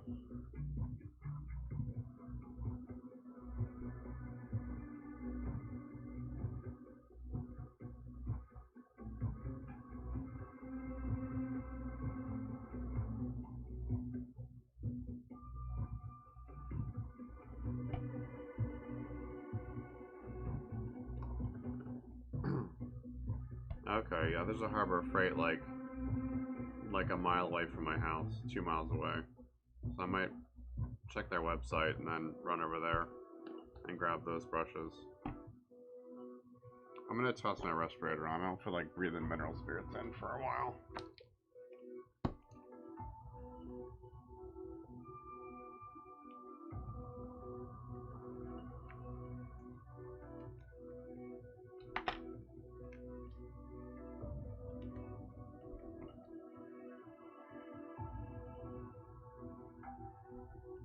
Okay, so respirator's on. Okay, so I got that little blipper thing going.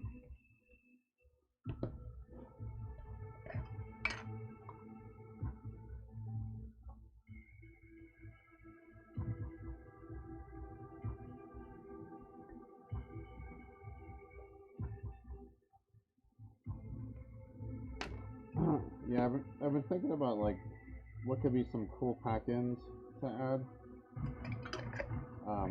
I like the idea of the tattoos and as like decals and stuff and stickers. Let's see, what do I need?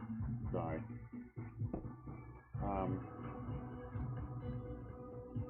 I was thinking of like trading cards. Cause I make like stand-in magic cards when I like don't have extra copies. So I could make like, I thought about doing like trading cards, kind of like, I think I might have talked about this in the past, but like the, you know, the X-Men cards and stuff like that, which have like their stats on them and shit like that. I thought it could be fun.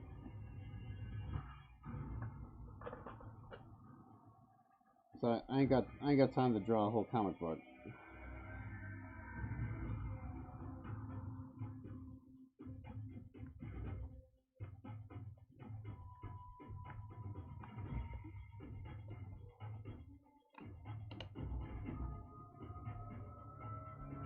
It'd be cool to like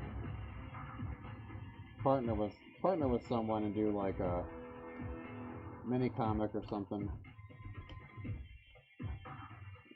Yeah, the coins could be cool. I assume that's what you meant by the tokens earlier. I've been thinking about that too, like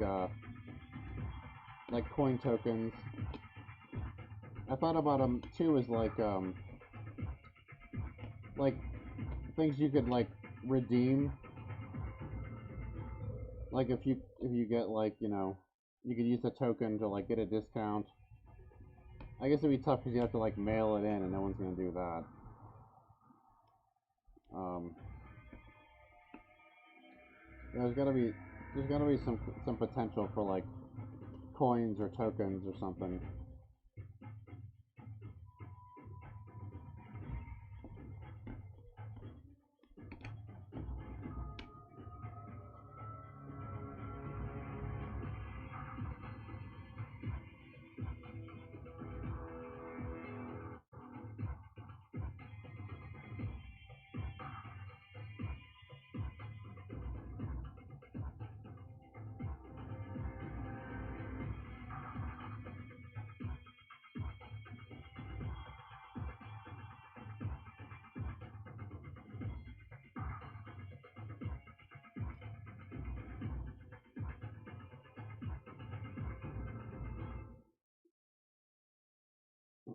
Yeah, I've got some tokens from my arcade, my pinball arcade that I can't go to, and I used to collect tokens from arcades I would go to. I would like keep a couple of them.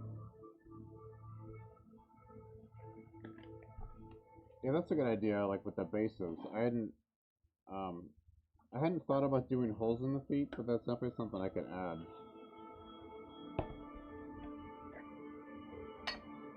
And have like a base. Like diorama stuff would be cool, like little pieces of a diorama.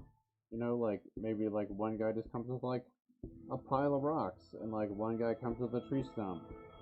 Or like, little things so you could like build a diorama with. Or just have like some context when you set up your guys. That could be fun.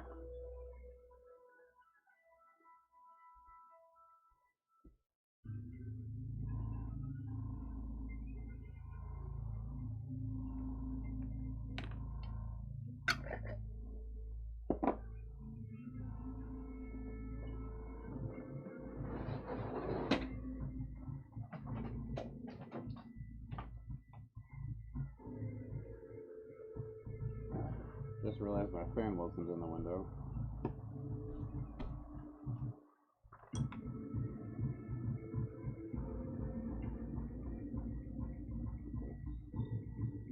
Star 20. Yeah, there's definitely potential for like little pack-ins like that.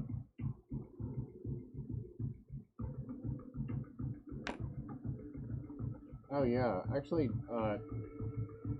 it'd be possible to like illustrate some cardboard stuff like you said, and then have them be like things you put together or like um, pop out and like you know fold up or whatever, like walls and stuff.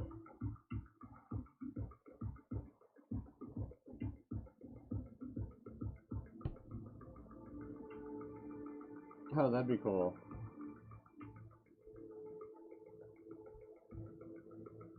I don't know if I have if I have the money for that kind of packaging just yet. I think I gotta keep it a little simpler for now. That's a good idea. That's a great way to make the box like useful. Instead of just throwing it away, it's like got pieces of like a diorama in it, like on the back side.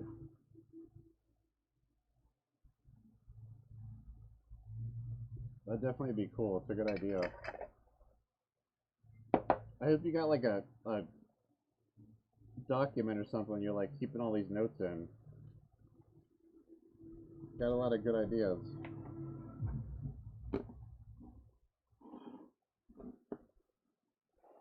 Let's see, I gotta get this pump ready. So I gotta pressurize this mold once I put it in.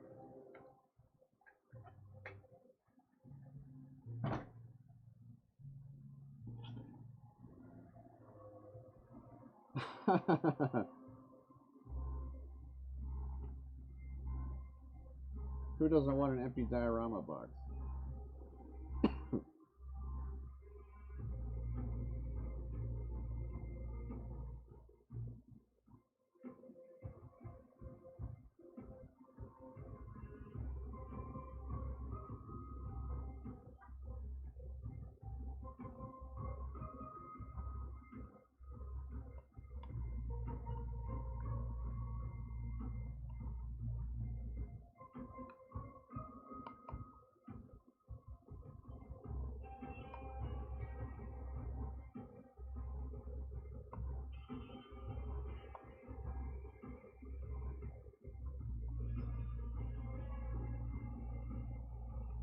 That's definitely a good way to use those graphic design skills. Making packaging that converts into like a diorama.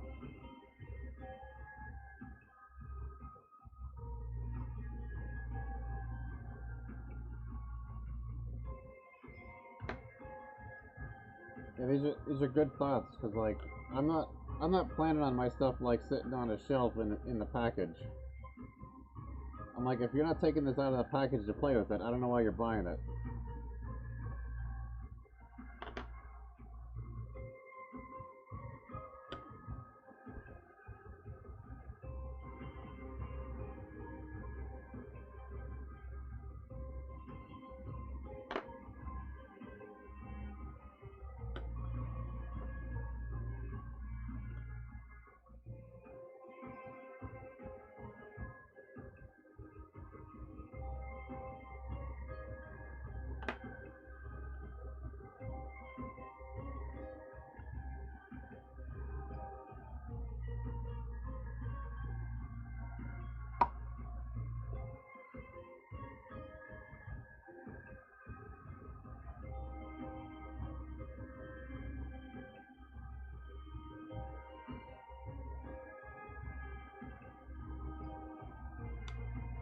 I think one of my weekend projects is going to be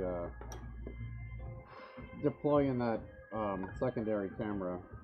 I think it'll help, like, with the experience. Oh, rain's coming again. Monsoon in the desert.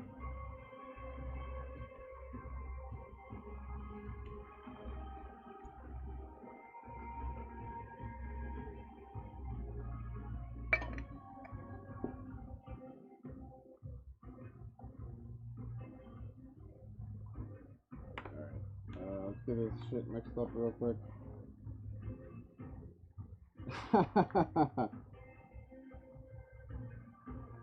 Don't let him hear us talking shit on Star Wars.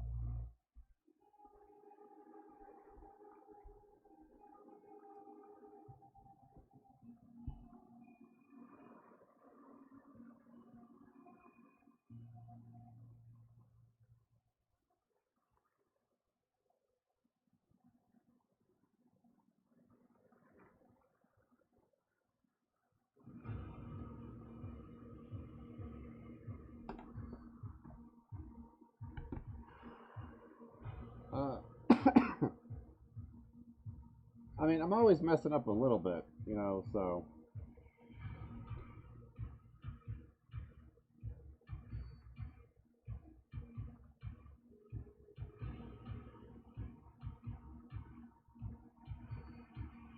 I like WandaVision so far. I mean, I've seen 3 episodes, and I've been pretty happy with them. You know, I assume it's going somewhere, so I'm not trying to be like too judgmental about it yet.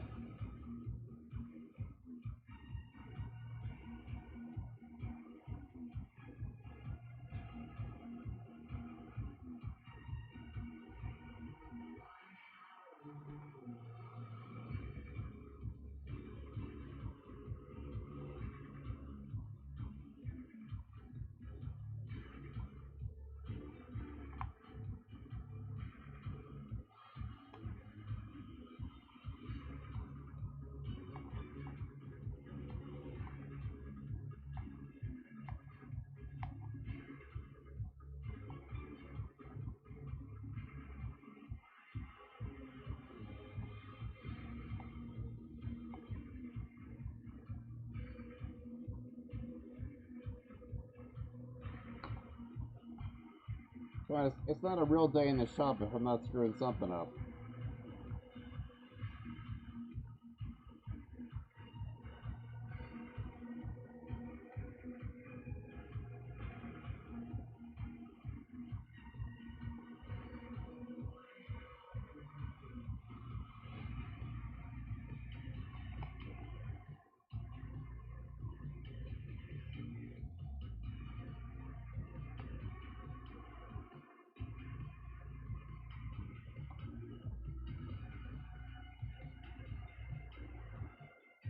Sorry I'm missing your comments there for a moment. I gotta try to minimize my screw-ups to one time per session, you know?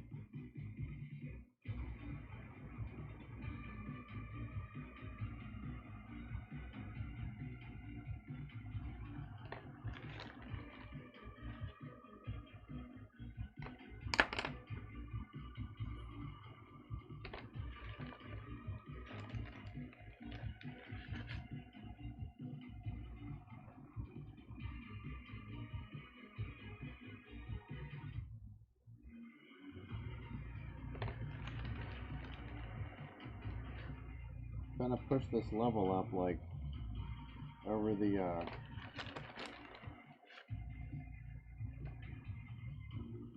reservoirs.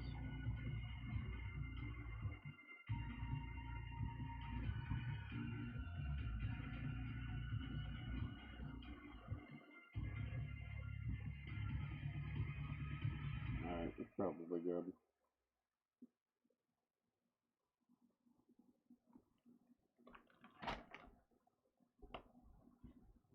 Put this in the pressure tank.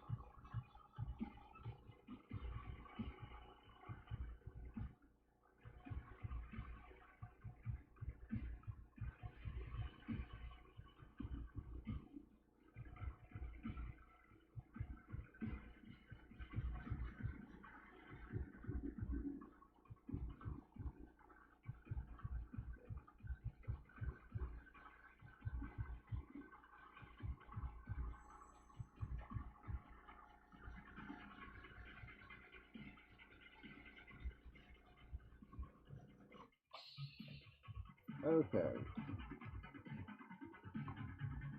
Got it. Let's see, so what is what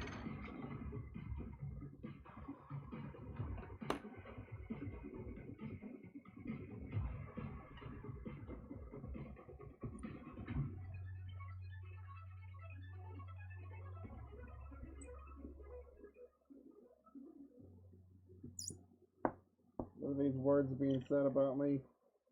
Now that I can look at it. Oh, only scraping wet beads out, yep.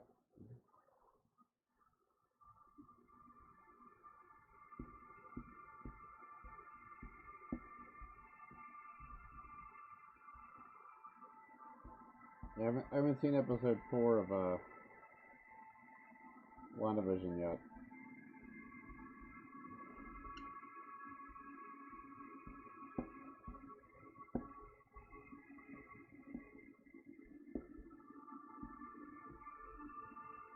Oats and meatloaf. What is that?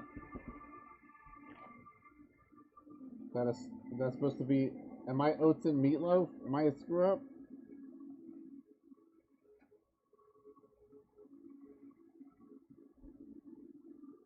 Oh, the little blocks. Okay.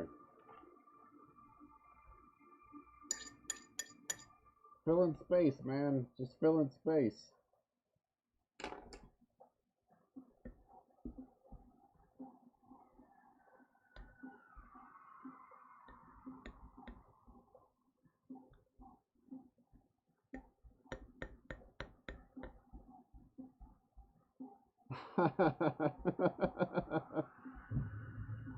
I'm Oats and Hull.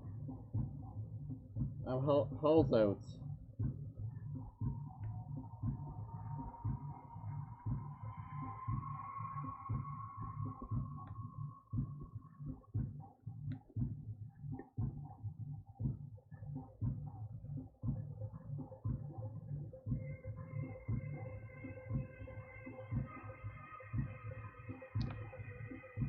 Well, what I am is often a mess and sometimes a disappointment, you know, so.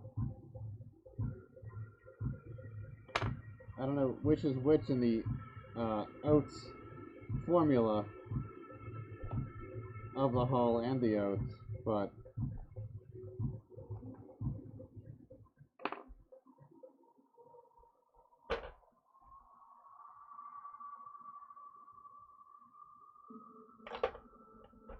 Meatloaf made that one good album. Come on.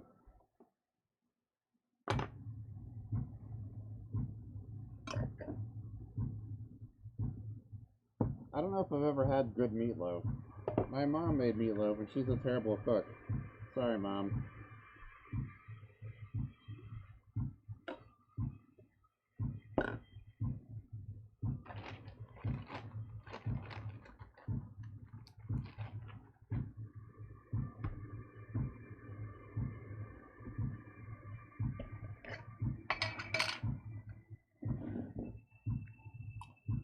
I must clean.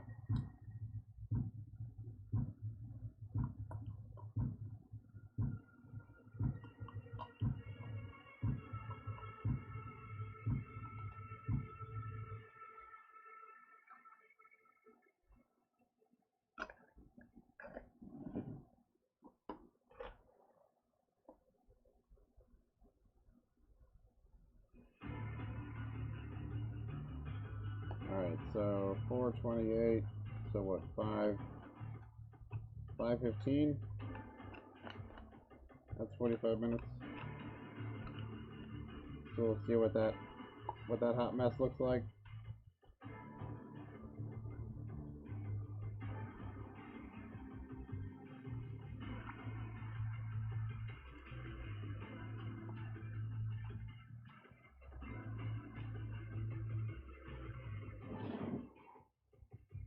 Spicy meatloaf sounds really good.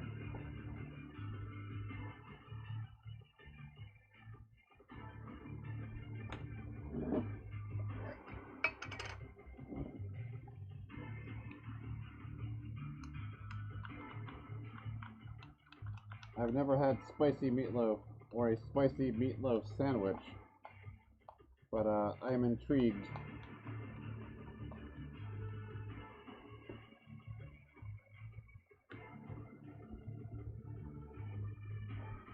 And those meals you've been posting on Instagram there, Sabretooth, look delicious.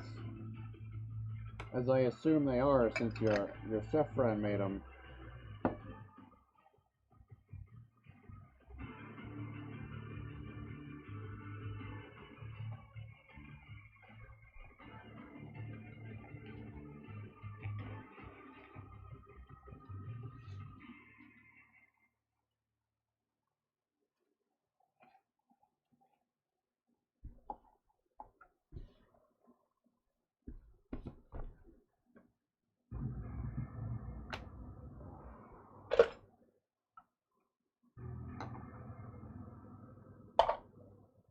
Alright, that needs washed.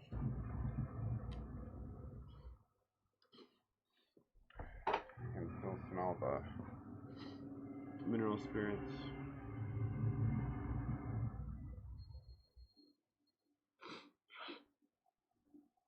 Nice.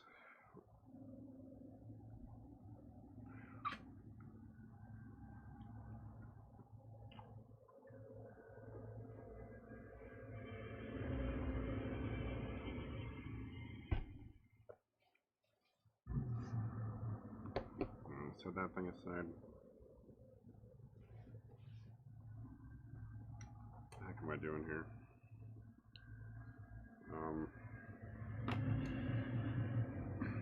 I have so much stuff like in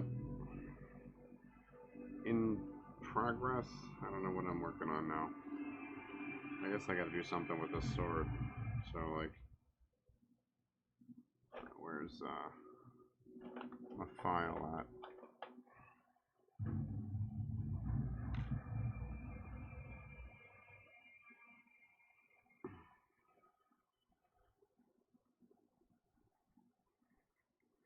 That sounds really good.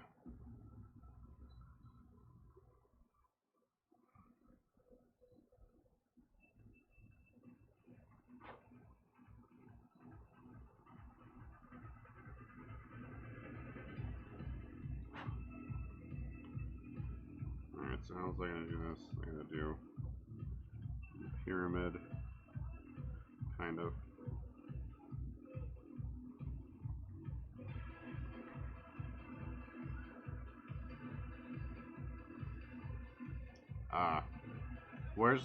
Where's back home? Sorry, I forget.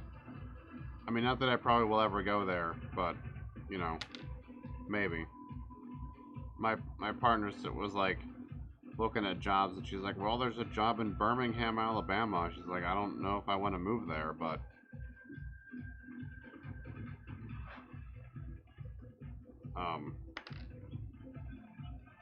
I don't know enough about the South to really like, you know, have a definitive opinion.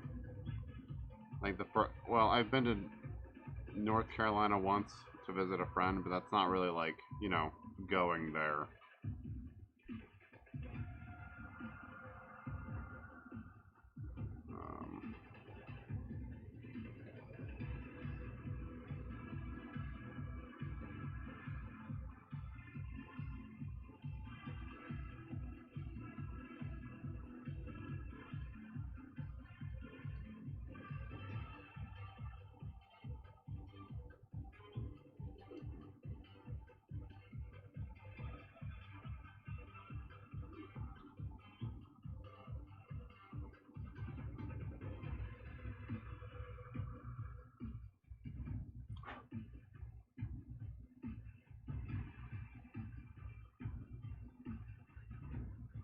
I don't really have a plan here. I'm just trying to get this shape figured out. And there's probably not enough material built up here to really do anything definitive.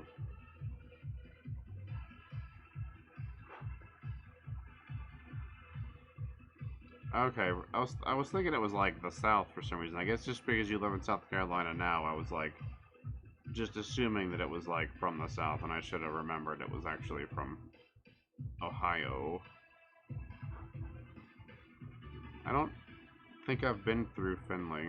I used to work an inventory job where I was like all over PA, Ohio, some in West Virginia, but I haven't had that job in a really long time.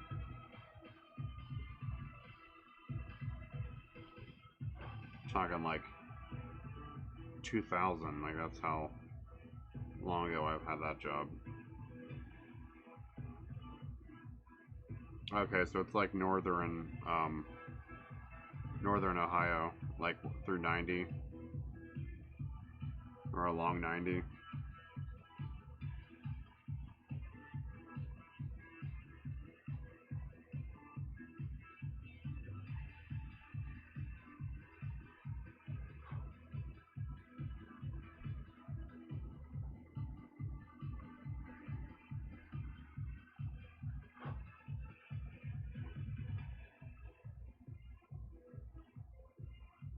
I'm gonna do this. I guess just like this. We'll just have a trapezoid.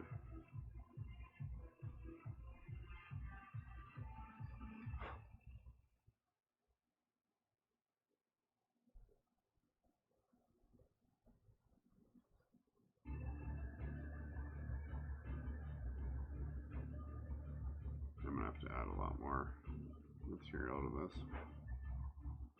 This is like starting to come together.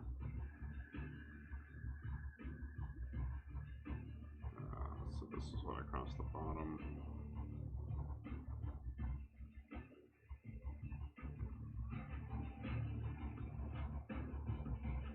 This is up like this, so perpendicular.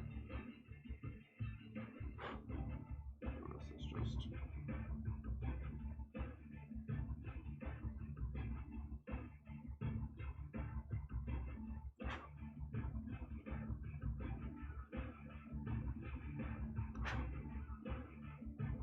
okay. Yeah, I was thinking it was thinking Finley was farther north. So it's not quite there, but you can kind of see where the shape is going. This needs to be better defined though. Does it?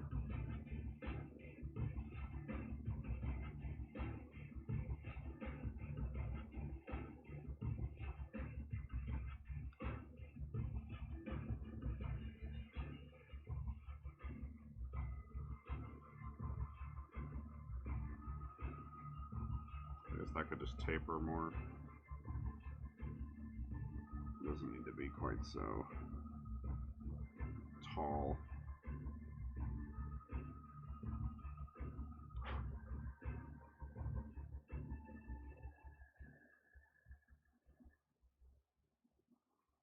Isn't that curved? Kind of. I don't want it to be curved though. I don't think I can get away with it not being curved.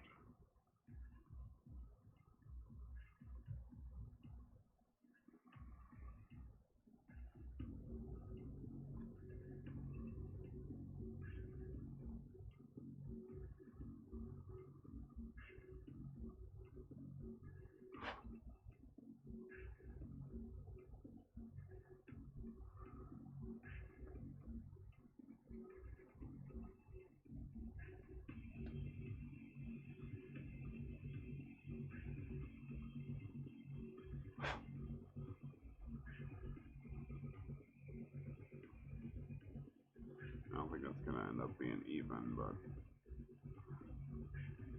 if it's close, it should be okay.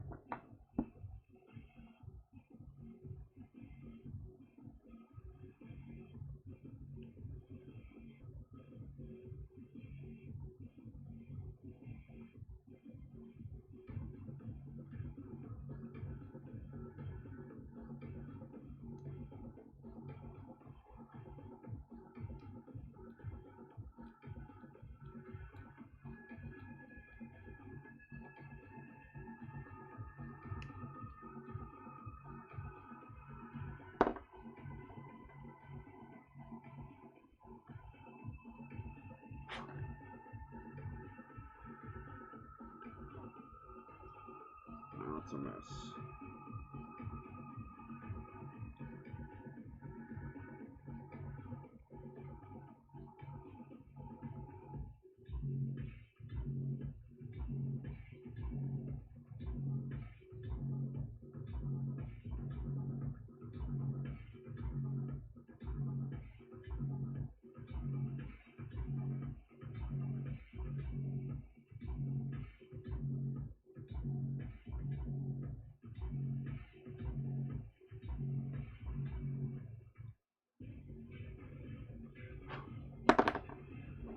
Trying to, where's my little file at?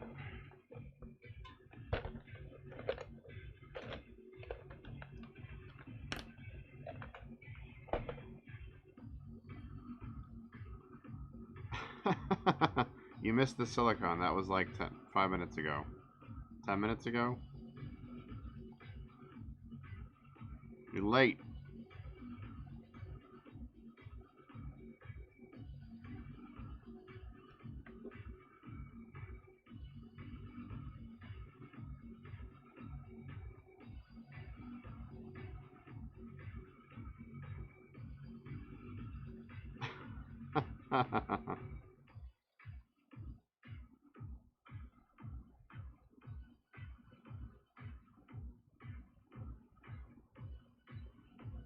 Did you come for colossal fails and jokes?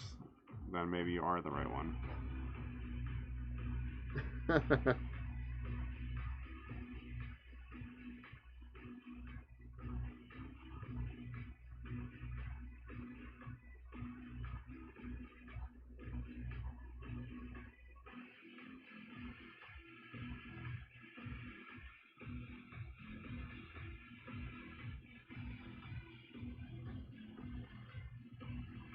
Yeah, bro. Yellow stuff.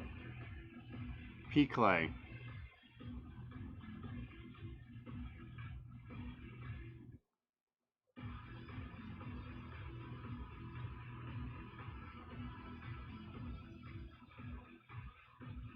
If you want the cool kids to ask this, I think you're at the wrong table.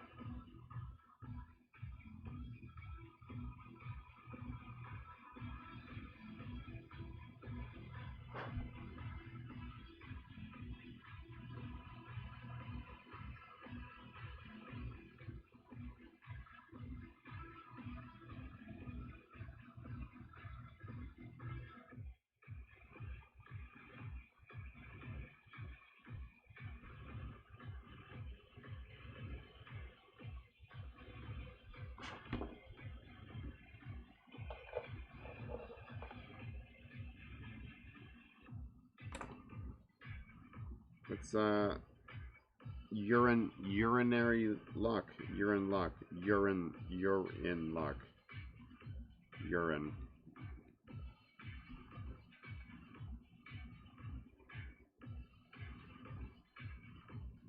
You are in the luck.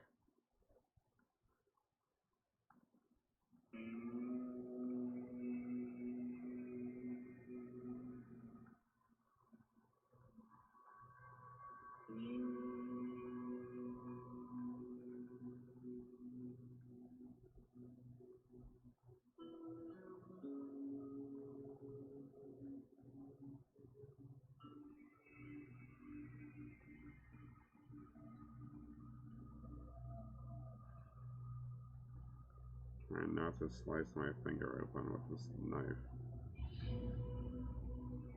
But where's the fun in that? Trying to be safe. Get out of here with that.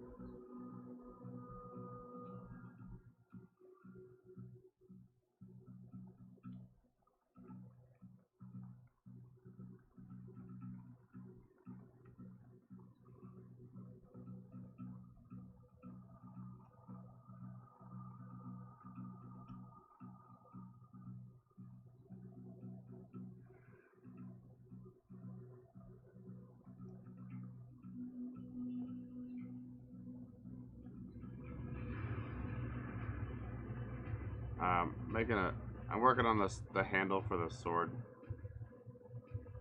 For this sword. Trying to just like, there's like a little mount thing here for the handle. I'm just trying to define like the edge. There's like a little gap around it. I'm just trying to clear that up.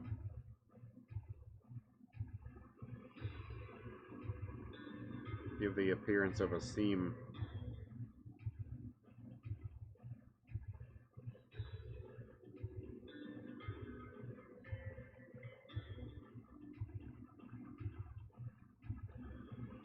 I'm just trying, man. Leave me alone.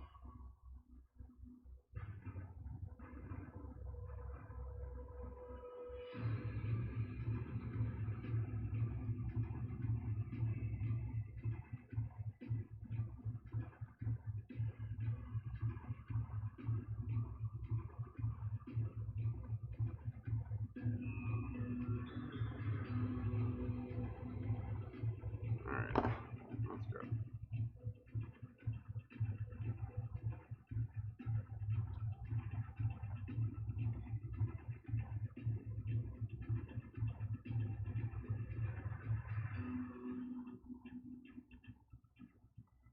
I'm trying to define this, like, yeah, when I've got it taken apart, yeah, it's not very clear.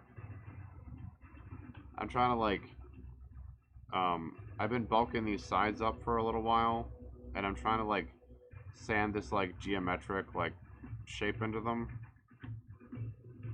So I'm trying to see, like, how much of that is there, and then how much I need to build up.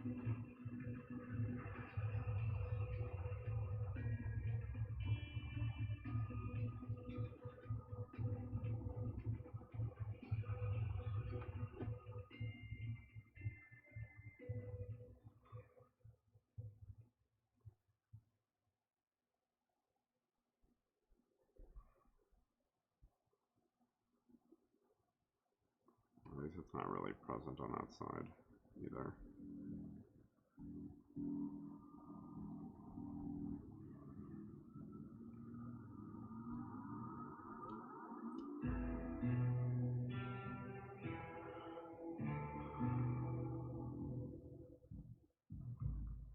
Yeah, it's like hard to see, but there's like this geometric shape I'm trying to sand into it. So I'm trying to get the thickness on either side of this thing so I can get it in the camera. So I'm trying to get like the thickness on both sides to be about the same, and then down here, this like this like tapers down toward the edge, to the corner, and this has like a bump here, so I'm trying to like work that out.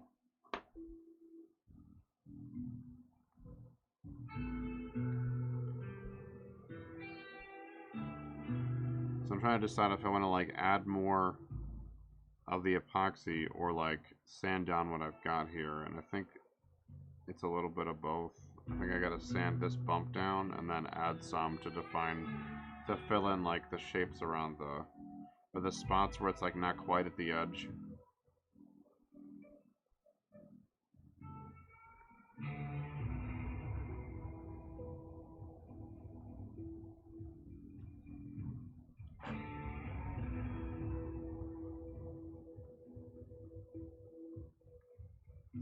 I mean, it doesn't need to be like exactly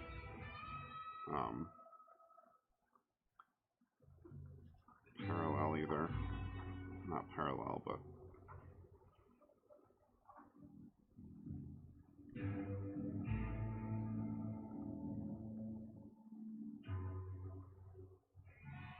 some of my angles are like kind of rough. They're not like as square as I'd like them to be. Like this top isn't like square.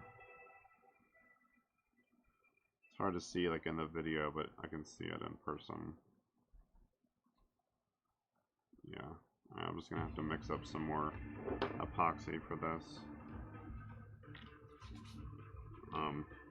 Now the back of the handle, I have to do this too. I'm trying to, I want the back of this to have like almost like a trapezoid, so it's like tapers down, but then the top, instead of being flat, is like slightly curved. So I want this to be slightly curved, and I over sanded it the first time because this plastic is very soft. So I tried to bulk it back up with epoxy so that I could have a bit more control over like the curve on it. And it's not quite there. I still need to like add some more.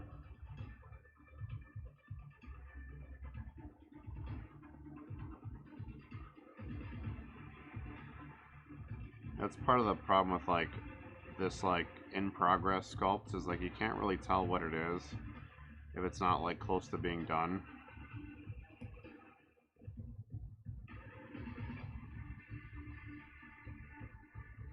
It has like a weird taper on it.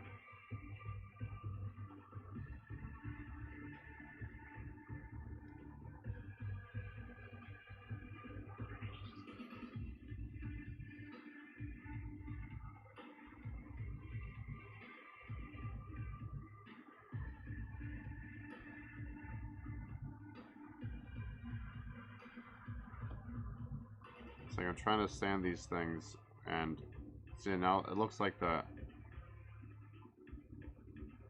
kind of the way the angle of this is sanded. It looks almost like the back of the handle's like twisted slightly. So I'm trying to kind of even that out.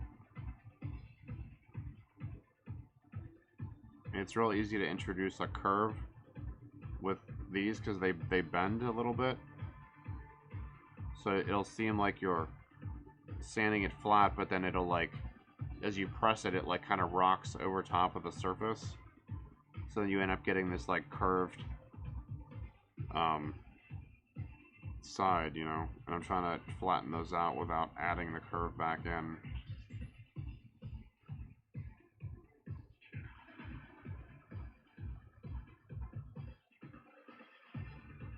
So like splinters, like there's I'll show you like an older thing I've got. So a couple of years ago I made I did make a sword from scratch. Let me find it.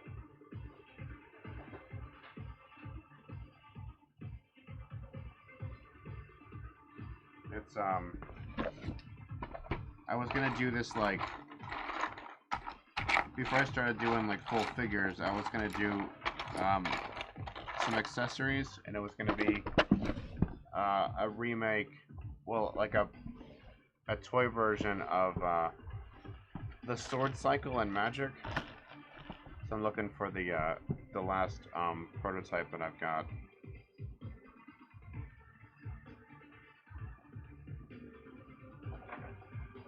I had it out with a figure, and I'm just looking for it.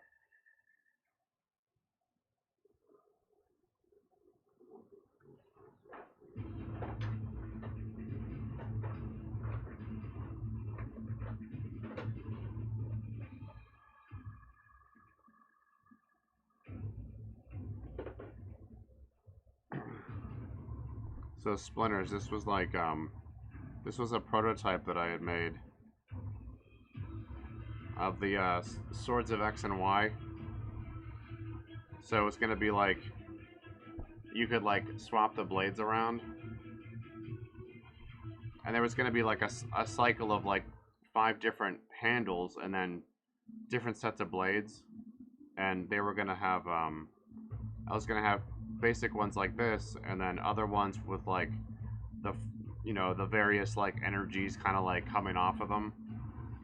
So this was like the first sword thing I made from scratch. This is like a couple of casts, obviously, but the idea was that it would be like interchangeable. So then you could like stick it in a dude's hand.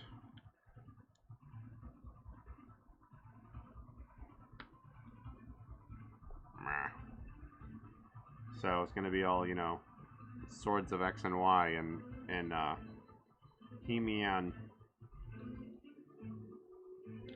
So I want to come back and revisit these and actually like redo this so it's like a bit more stable, like so they're a bit stronger in a design.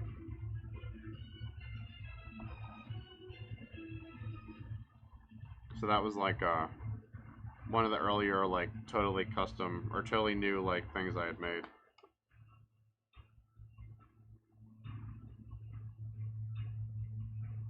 I thought it'd be like a cool. I was gonna do like a series of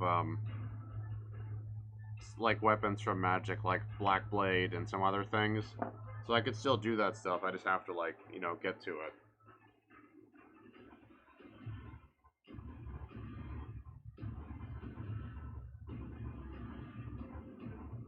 Because there's a lot of like really cool lore and stuff like that for artifacts and things in like the Magic world, and it'd be cool to kind of translate some of those over and bring them into like a toy universe.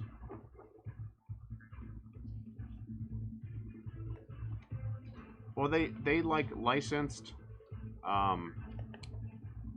There is like a series of figures. There's a Nissa, an Ajani, a Jace.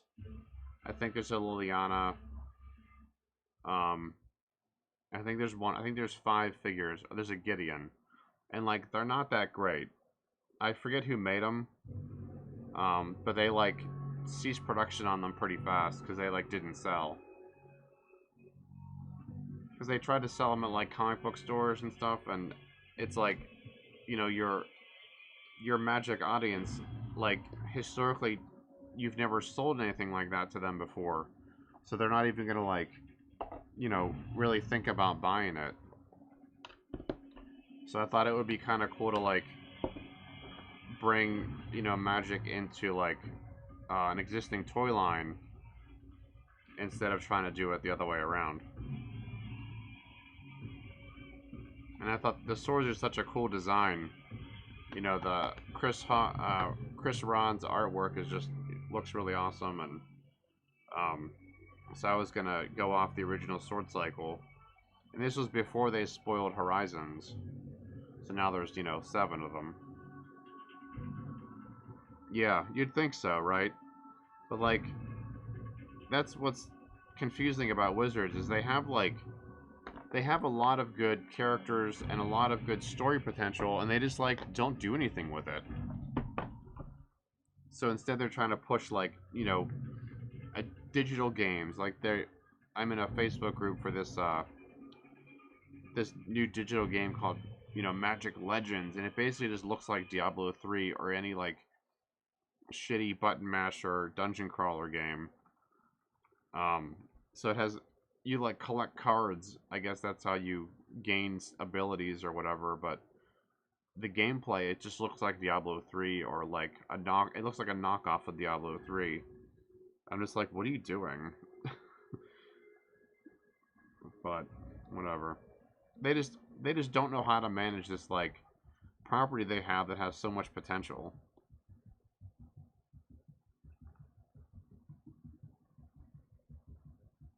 They're fools. Fools, I tell you.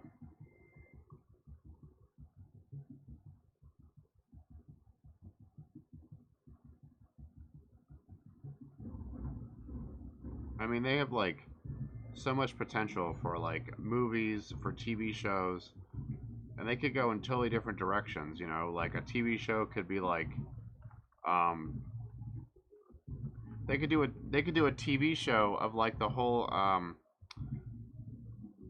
Innistrad, like Eldritch Moon, you know, Eldrazi saga, and they wouldn't have to do.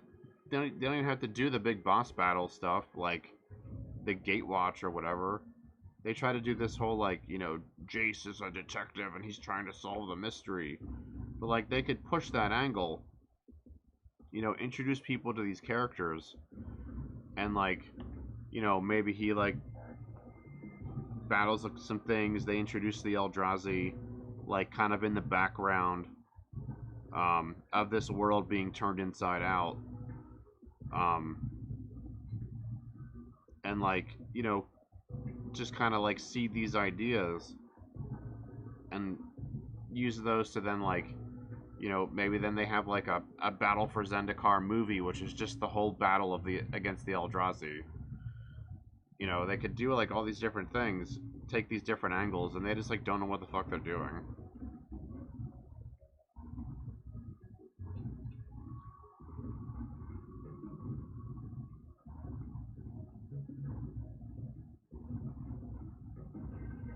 I mean, they need to hire better writers, of course, but that's what Hollywood is for.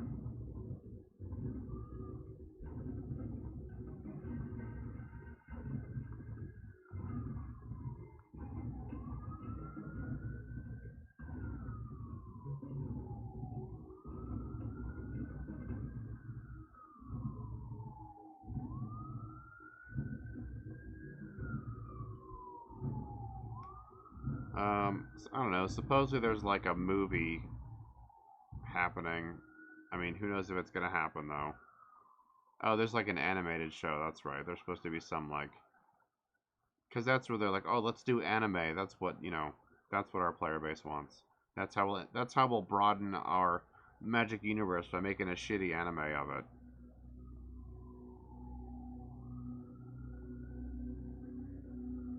Yeah, they just don't know how to market what they've got.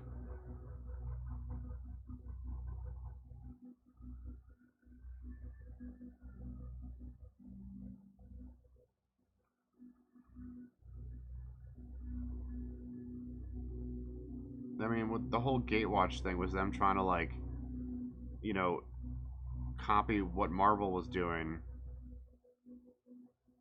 by creating. They were like, no, we'll create an event, our own Avengers. Then that'll be it. That's how we'll like break into the mainstream. It's like, no, dummy. Yeah, I don't pay too much attention to the lore either. My friend Kevin does. He like grew up playing it and is more invested in like the story and stuff.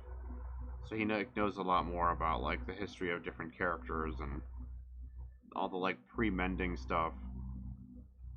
Um, I don't really know any of that, but there's definitely a ton of story potential just like sitting on the table that they're not doing anything with.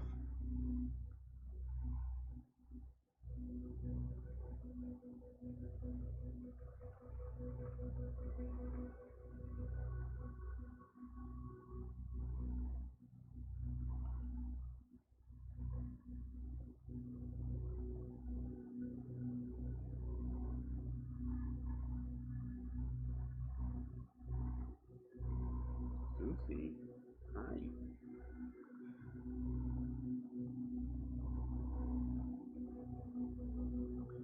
My my shy cat is up here and he's never up here. I assume he followed uh, Devil Cat up here and is now like just he's like very interested in the open window with the now that it's like raining.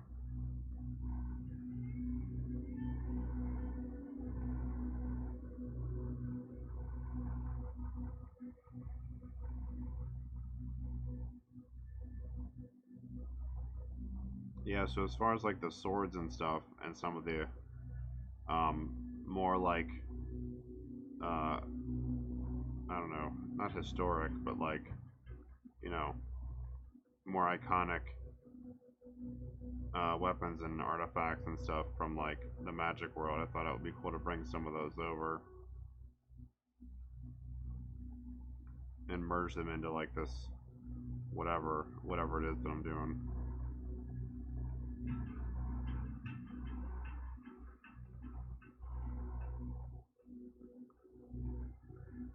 Because if Wizards ain't gonna make no money on it, I might as well do it.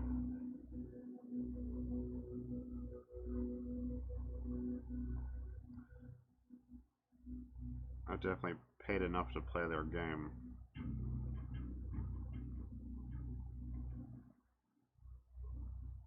It's almost like Magic cards are an unregulated stock market. That's me, the hero they didn't know they needed.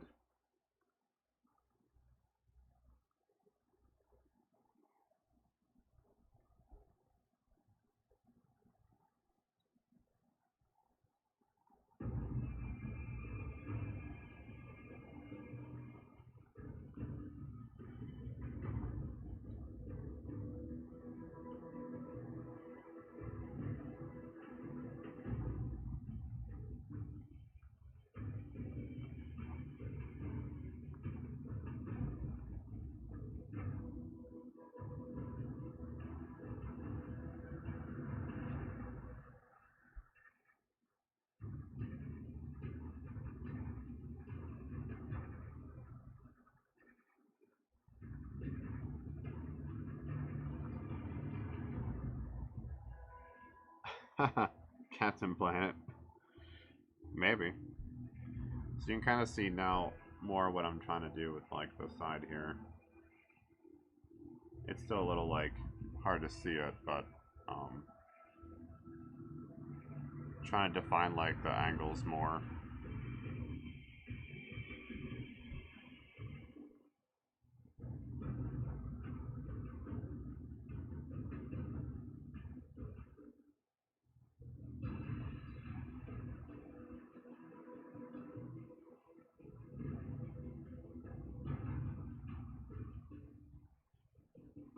I guess this would be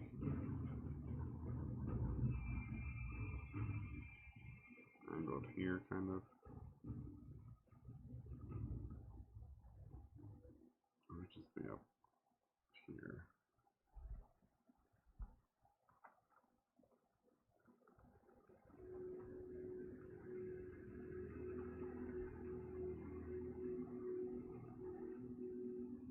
Um, I I think another property it would be kind of cool to like make new figures of would be Inhumanoids. I don't know if anybody remembers that. It was like another because you mentioned Captain Planet. It's kind of like that environment aware like storyline with these like elemental monsters that like live underground. They're basically like gods. Um, it's pretty cool. It'd be a cool like, and they're like giant these like giant creatures. These three like giant gods or whatever. I guess they're not gods, but they kind of are. Um, there's like this mining team that like has somehow befriended or allied themselves with these like other creatures from like these like other elemental creatures. It's pretty insane.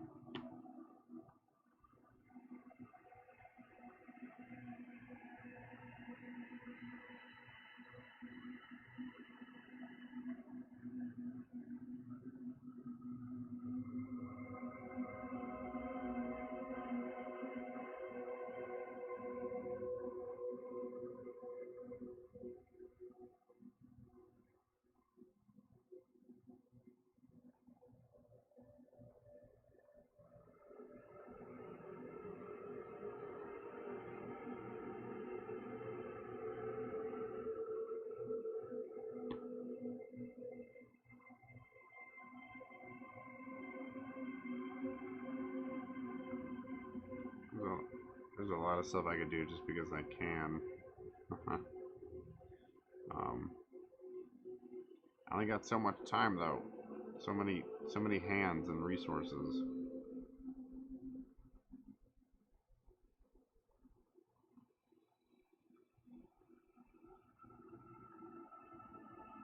Boo. Alright, Splinters. Thanks for stopping by. Sorry I wasn't pushing clay for you, but, you know, just gotta get here earlier next time.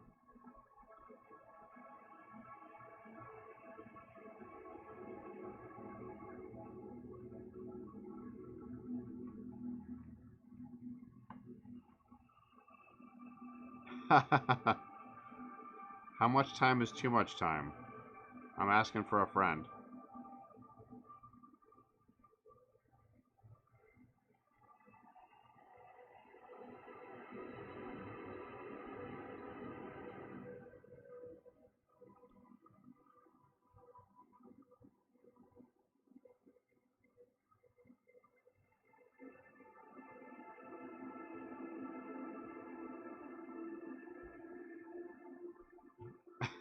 Will I though? Is that like when it hurts? Like what? When I can't see anymore?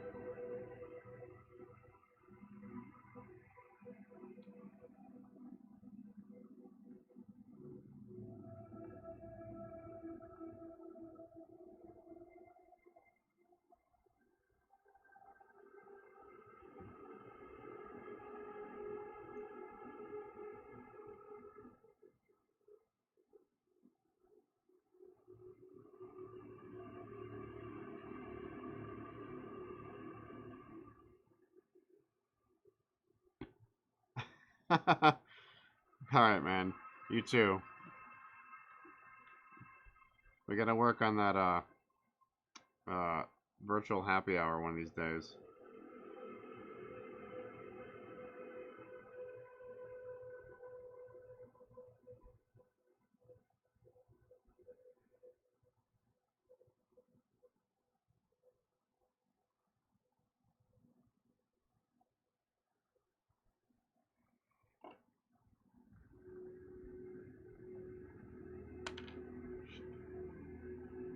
Damn it.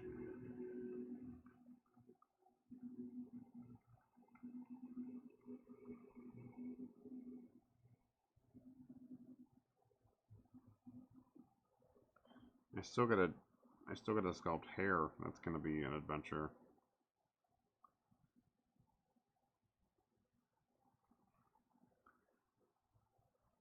And the plan is for it to be removable. Let's see how well that works out.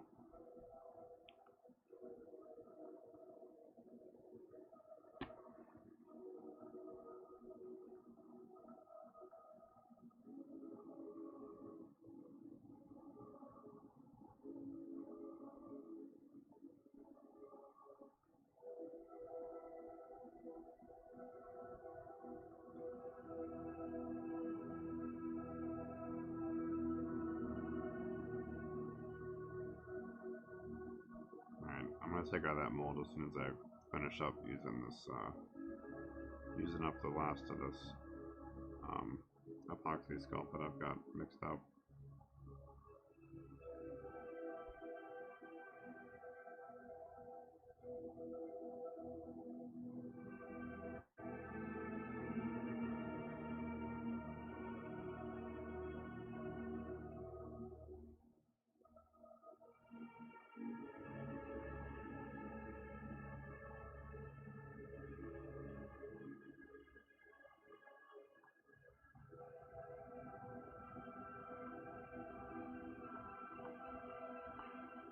Stuff definitely takes like practice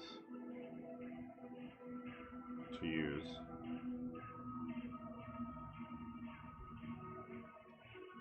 Alright, I guess that's good. So we'll set that aside. Let that cure. Alright, let's pop the top on this tank and see how the smoke came out.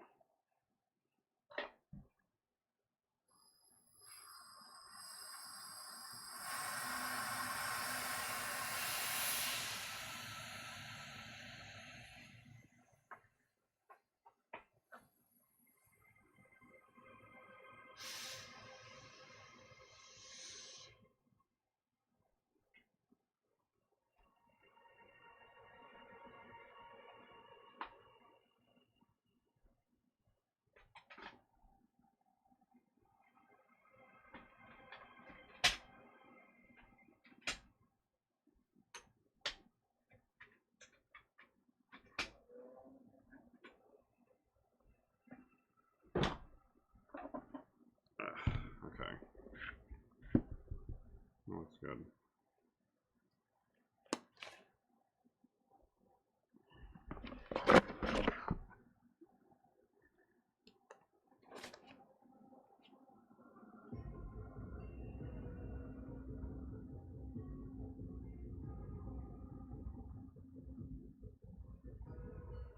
Let's see, so crack this open.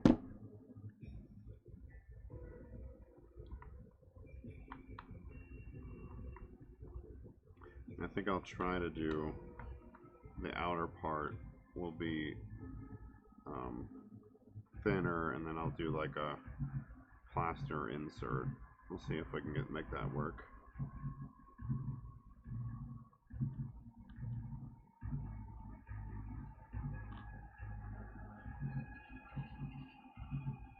I'm gonna try to cut down on how much like thick silicone like this that I use. Ah, yes, yes, yes. Let us continue. Well, I finished. Well, I wouldn't say I finished it, but I set aside that sword handle thing. So I'm gonna pop this mold and see how this turned out. Well, I gotta peel all the clay off of it, and then I gotta figure out how I'm gonna set it up to do maybe like a plaster insert into like a brush-on shell.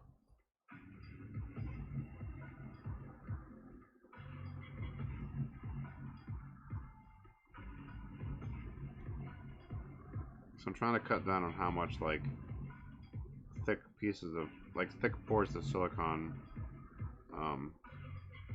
I do, just to try to reduce like waste, well, and cost too, because that shit adds up. Damn it! I gotta call Reynolds. I like went over there and bought some stuff the other day, and they were supposed to email me a receipt and I forgot they didn't, and I forgot and I have to go get it and blah blah blah. I think it was like 80 bucks I spent on like supplies. So less often I could spend $80, that would be good.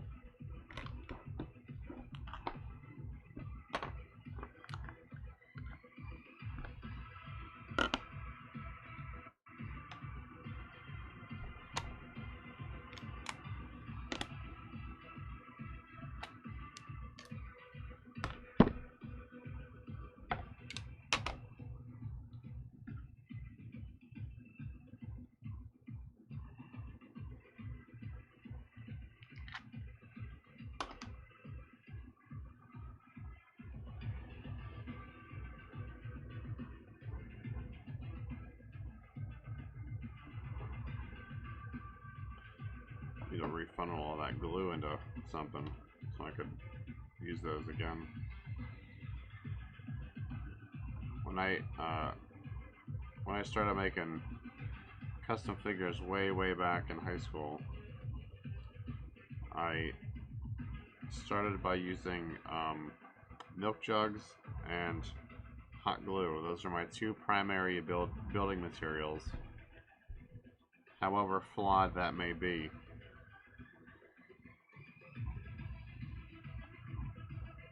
The first like all custom figure I made was I made a predator on a tree branch.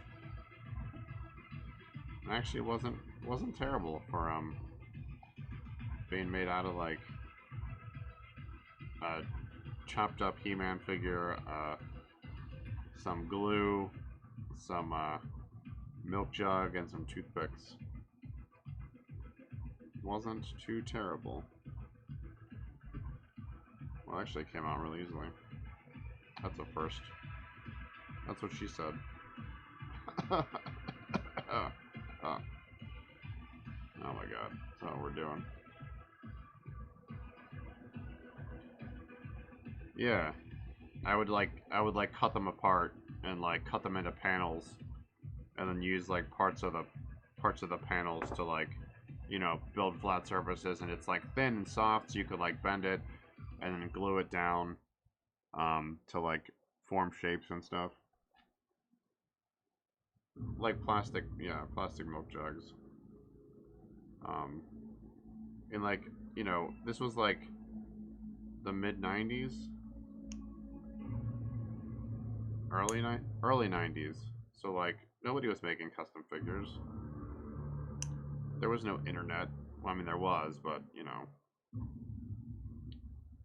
if you could call that the internet.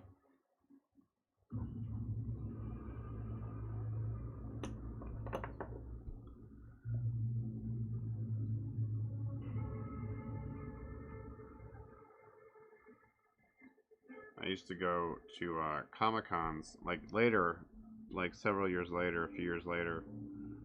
Um, I would go to Comic-Cons with a friend, and we would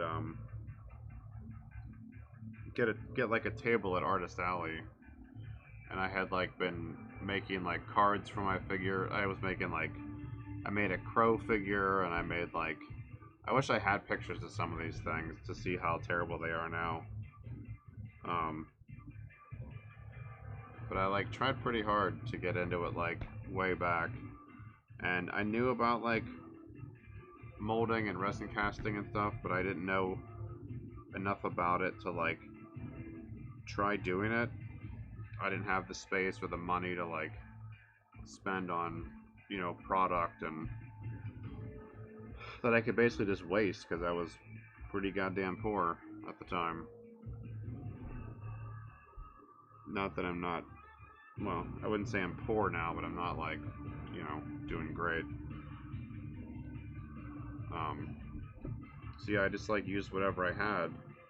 And at the time, that was, you know, milk jugs and scrap plastic and other figures I sacrificed to take their parts.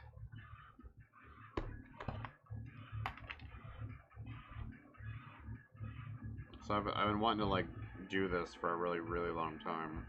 It sucks it took me, you know, 20 years to get to this point.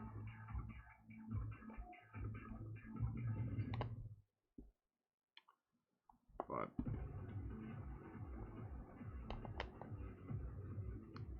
guess better late than never.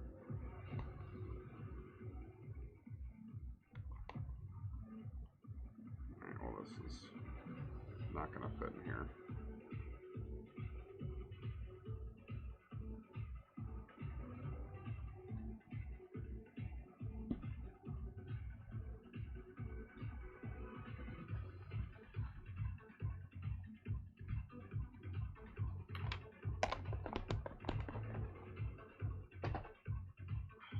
Alright, so then I could probably cut that off.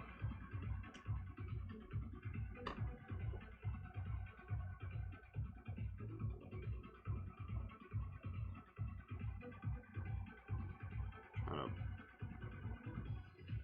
lower this thing so I could actually flip it upside down.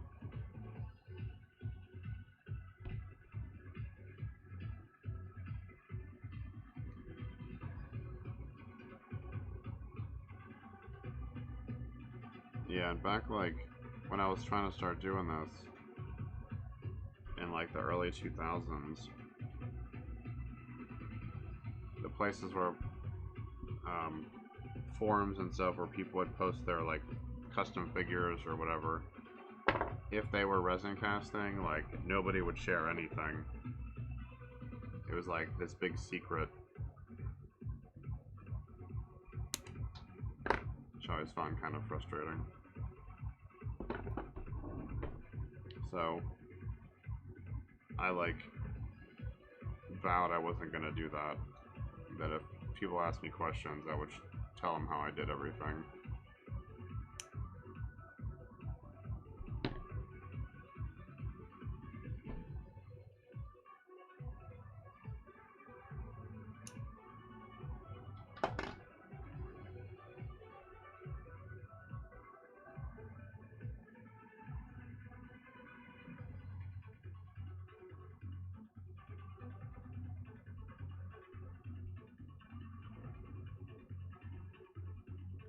There's like a little bit more sharing that goes on now, but there's still a lot of unnecessary secrecy.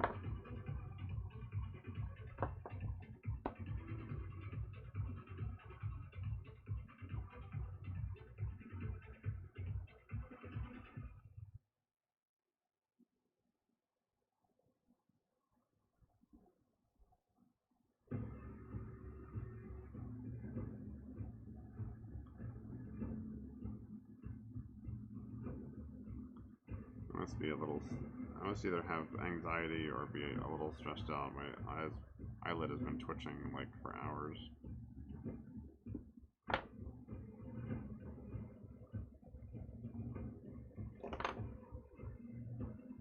Made a difference, like in what would you say? Like what are you referring to, Dacitus?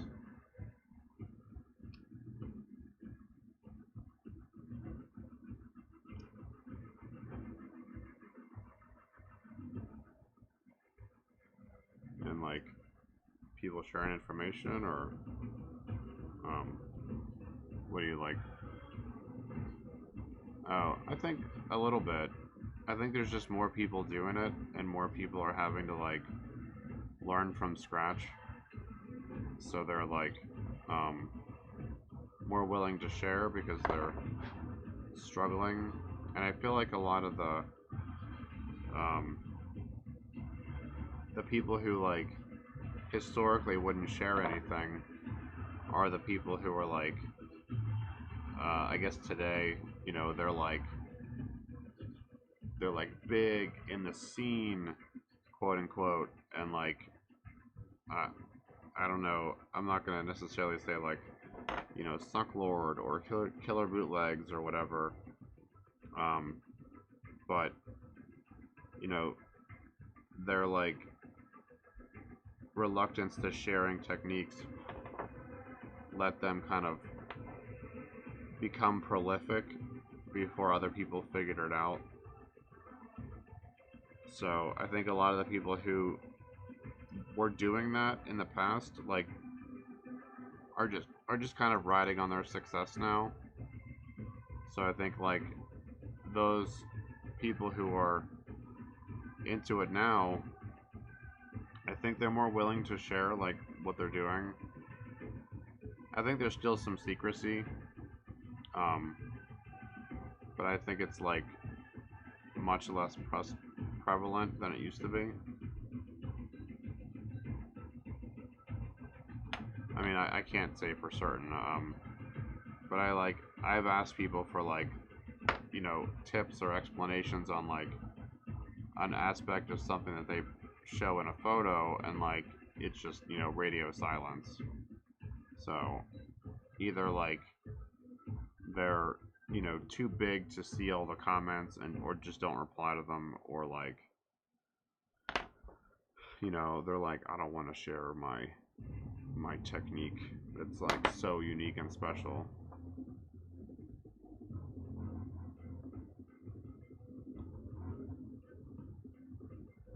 Yeah, I think there's truth to that too, Sabretooth.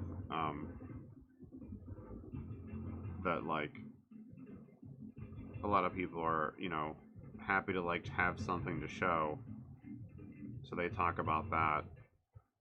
Um, and then, you know, kind of dodge questions about like how they did it.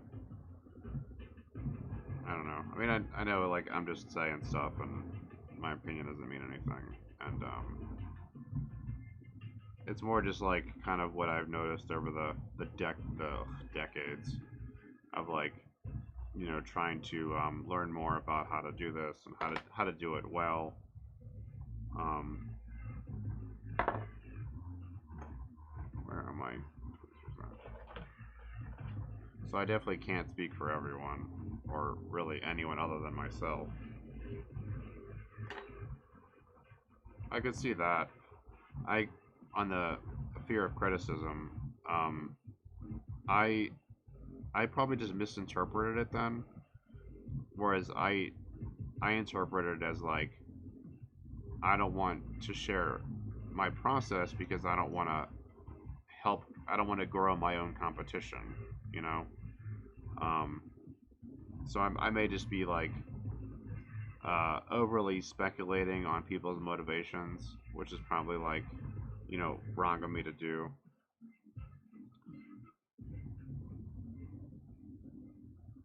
So there's you're probably more on the mark um, with your comments there about like just you know, having their head down in their work, and then trying to just promote, and then you know, being concerned about criticism.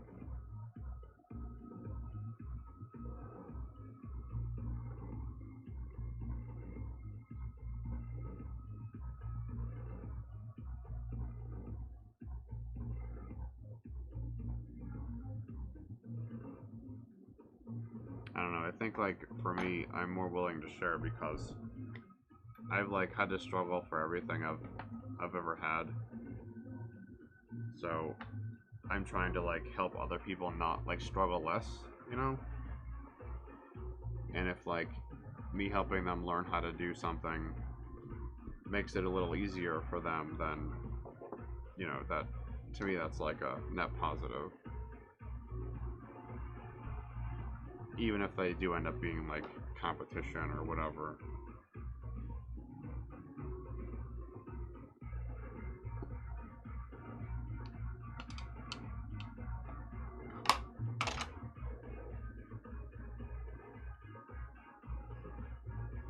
You find it's more about them realizing you're one of them before opening up.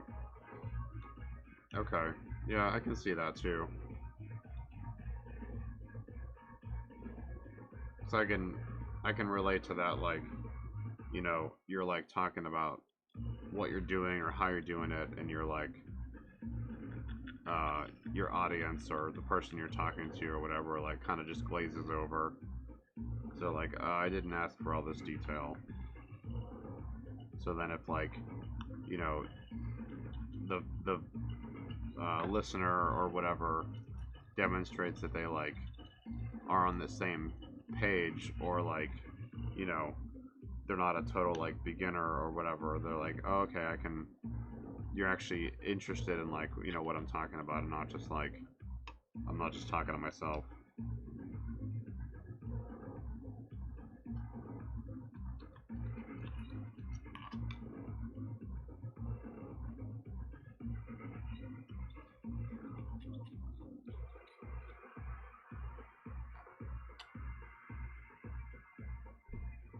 I mean, I'm like speculating a lot too, so there's not like, I don't have a lot of evidence. It's mostly just anecdotal, you know, because like someone not replying to a comment or a question isn't really like evidence of anything. So, and I've had like anecdotal stories told to me, but that, you know, that's also just one person's opinion. Alright, so this needs to be upside down, and then so I do it like this. It's a little bit wider. Okay. So I gotta get this ready. That's the wrong thing. This is the correct thing.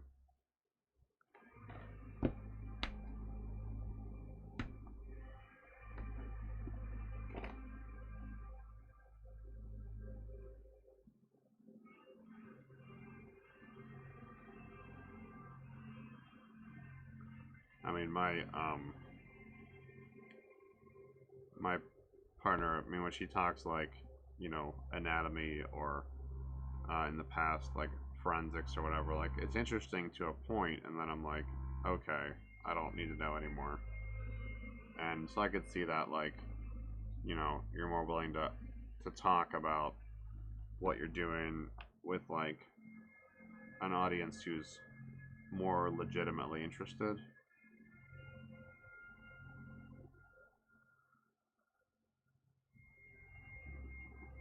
I could see that, like, kids being afraid of their interests being put down.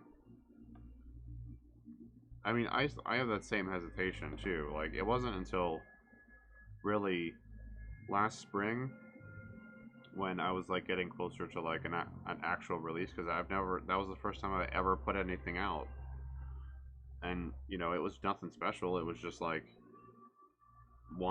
this one figure in different colors, and like the head was new, and everything else was just like, I mean, it was more than just a bootleg, but um, you know, and I like danced around how I referred to what I was doing to like other people who weren't, you know, on Instagram or whatever. I'd be like, oh, my art thing or whatever. I wouldn't be like, I make toys, you know, because I just imagine the like, you know, inner eye roll and thinking I'm like stupid or childish or whatever.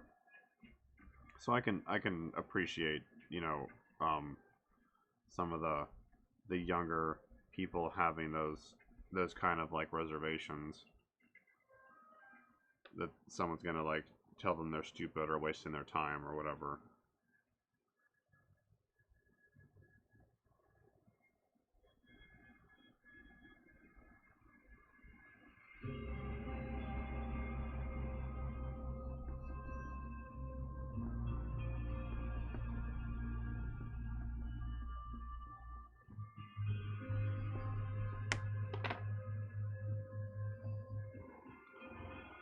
I even still like worry about it a little bit.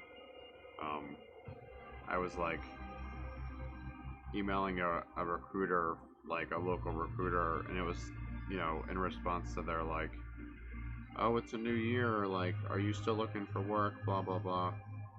And so I like replied and, you know, kind of generally described like what I was doing. I was like, oh, my like art venture, you know, I'm not like I make toys, but I was like, you can go on my Instagram or whatever and look at what I'm doing. And I have had, like, in interviews, I've had, not that I've had a lot of interviews over the last few years, but there have been a couple where, like, the interviewer's like, oh, I checked out your Instagram, it's, like, really cool or whatever, and of course I didn't get any of those jobs, so who knows what that means. Probably nothing, but,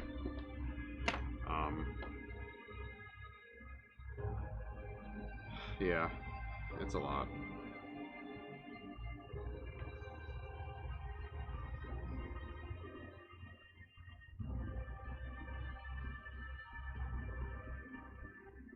I can definitely relate to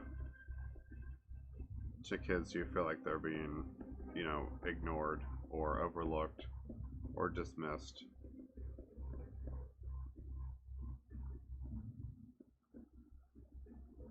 I think that is like part of why I try to share a lot.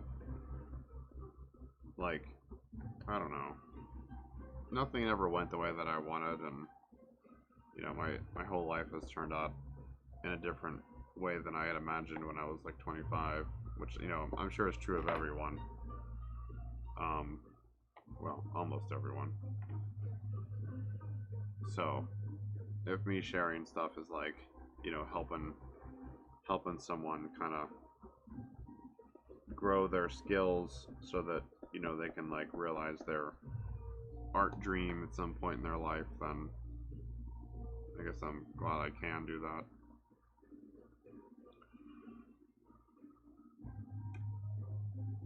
That I have something to offer them.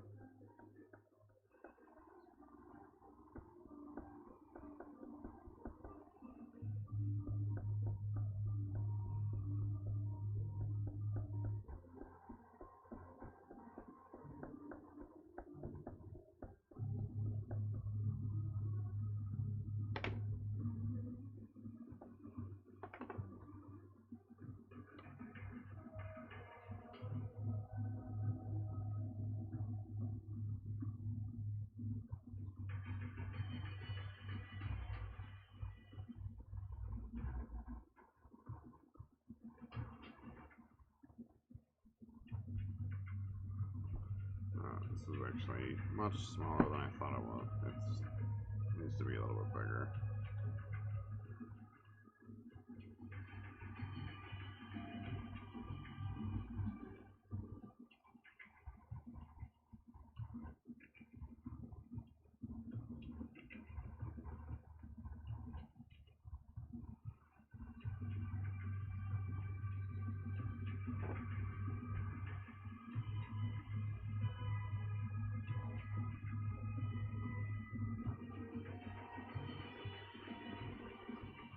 Trying to get this base built so I gotta throw, I'm gonna put a layer, well, at least one base layer of the brush onto this.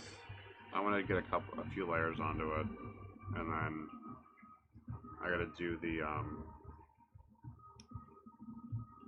gotta make a container for it. It's gonna be a little bit more planning. I think I gotta give this a bit more thought before I go on to like how I'm gonna apply everything, because I guess if I build it in like segments, but because I don't have to like put all the walls up at once, because I'm not gonna pour a bunch of silicone. I can like cover this and get the whole thing covered, get the floor covered, get like a few layers on there, and then I could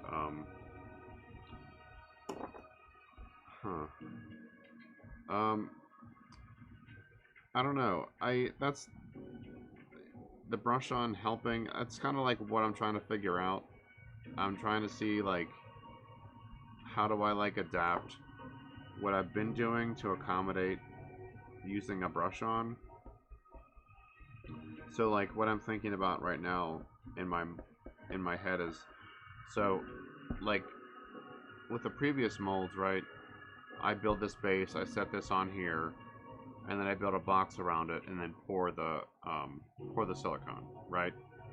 Um, so what I'm trying to reduce is this big chunk of silicone here that like, you know, is just like spent material. I know I could use more of like the existing stuff, but what I'm trying to figure out is if I have this mounted here, I would typically build that box, right? And so I would cover this whole thing with brush on, and then because I want to fill this space here with plaster, so it's like I think what I could do is, so brush this all on, right? Cover this whole thing and have like a flanger on the bottom. And then get this like built up somewhat.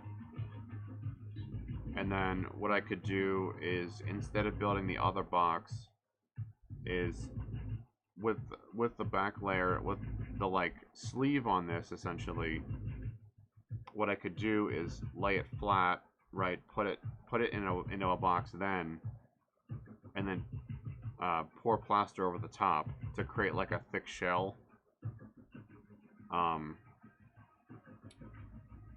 So then at least the one side is just like you have this like plaster backing, right, to keep it like solid.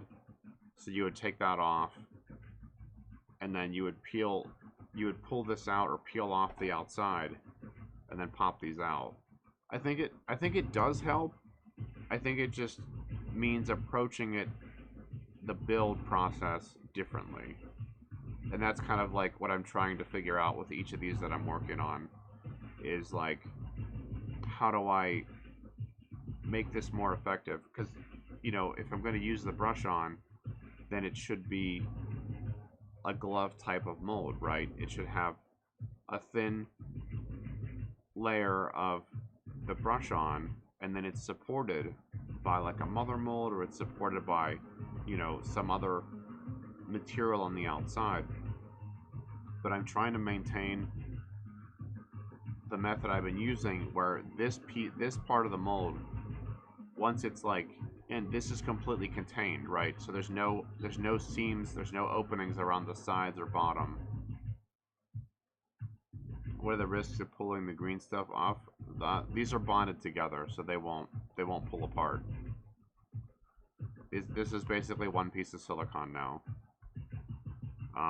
You can see the seam, but like that's just a color difference. I mean, they're different materials, but yeah, the silicone, if it's the same kind, which is like platinum or tin cure, which is like the catalyst, if those are the same, then these will bond together and become one piece. So these will not separate. Unless, like, if these pieces have like mold release on them or whatever, and I were to cut into this, then it might separate, because it didn't, that layer of mold release prevented them from like bonding. But at the moment, there's no chance this is going to separate. Yeah, when two become one.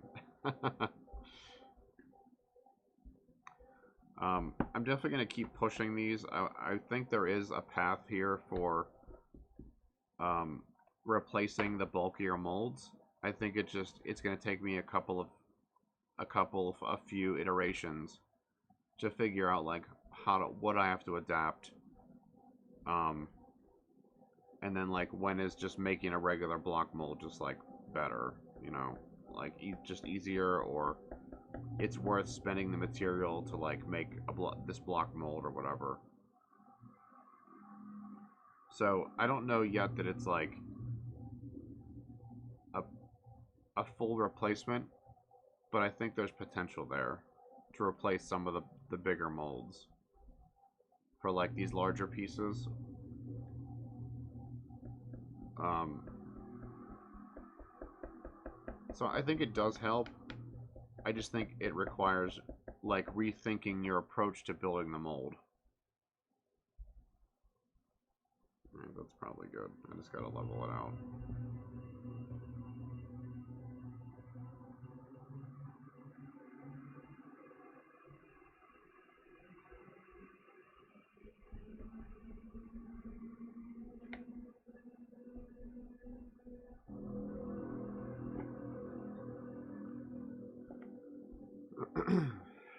As long as I'm getting molds out of it that are like I can cast from, you know, like this is obviously didn't go quite how I imagined on the first half, but I'm thinking like I can make the second half work kind of in line with what I imagine these doing, the role I imagine them filling.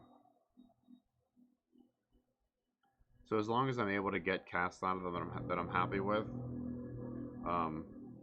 I don't think I've lost anything. I mean, I've lost some time, of course, but I mean, when you're like trying something new or you know experimenting, like that's just losing time. Is just the thing. It's good. You have to accept that you're spending.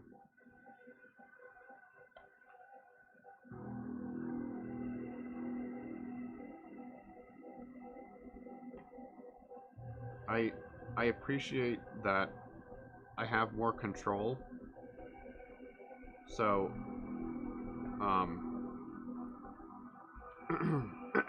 so like I'll give you an example here in a second. On the last set of molds, right? I made I have I think it's this one. I think this is the leg molds and the arm molds. Yeah. So this mold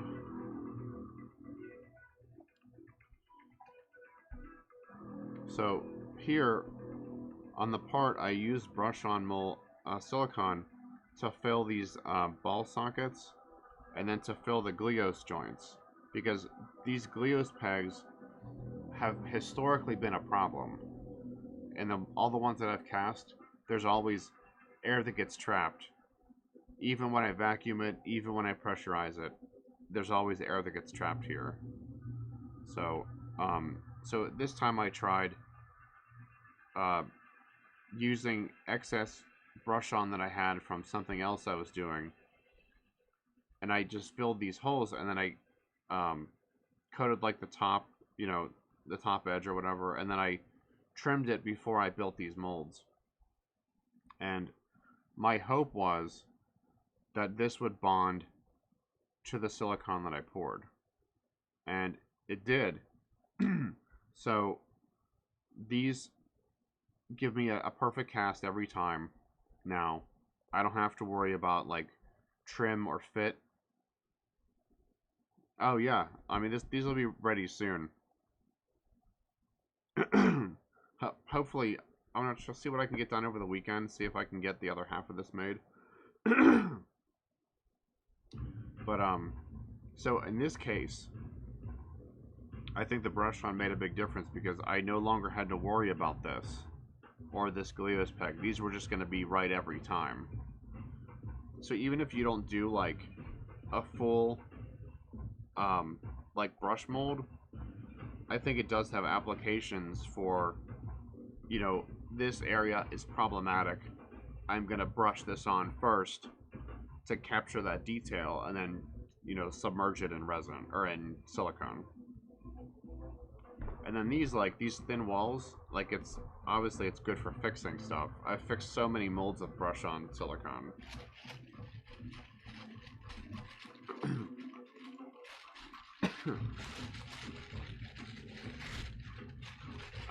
Yeah, I'll have the legs ready soon. So probably like mid next week. Sorry if that's a little crackly. Probably like mid next week, I think this should be done, if not sooner.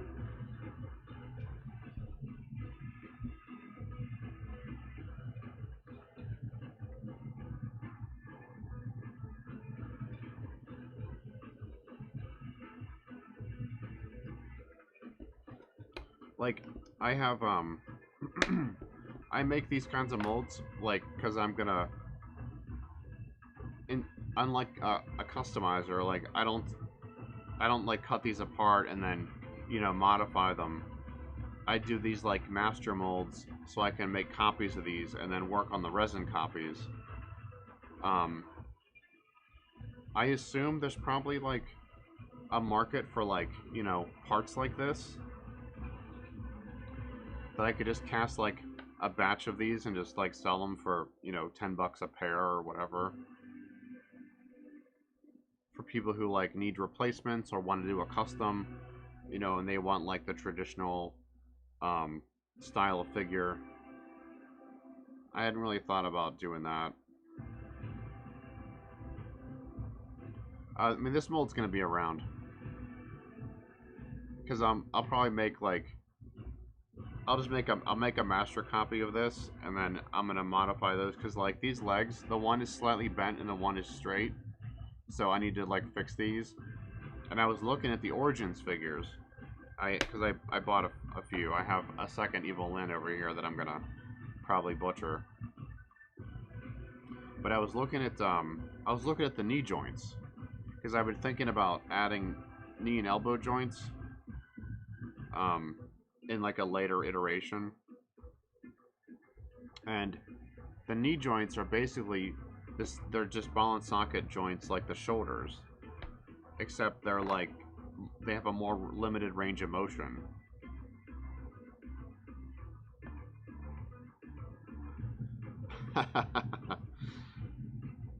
Yeah, sure, man.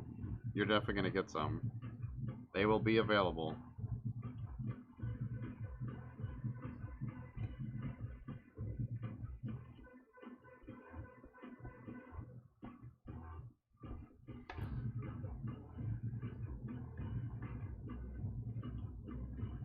Yeah, I'm probably gonna end up with, like, two different versions of these, like one where they're slightly bent and one where they're straight, because I'm gonna try to make them similar instead of them all having that, like, resting on your hip pose.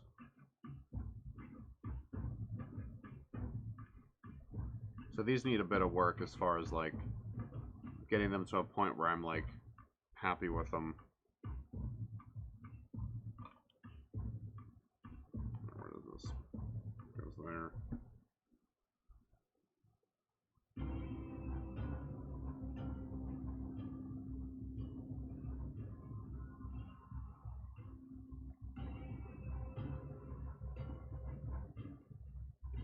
I'm gonna need to get a Fragile Orco off you when you're done with that too.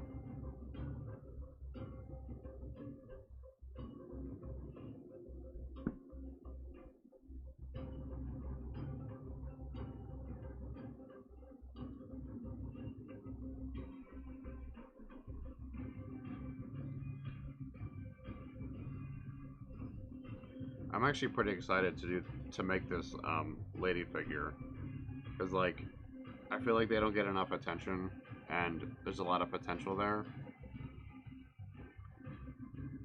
But it's gonna be like a Franken figure. You know, I gotta, like, make one out of, like, various parts, and then I gotta do some sculpting. I think I'm gonna have to make a torso from scratch, or, like, from, like, a kit bash of different pieces. Because I got the Origins Evil Lyn thinking, like, oh, that's got a better general sculpt, but it really doesn't. So even that needs work to make it, like, match the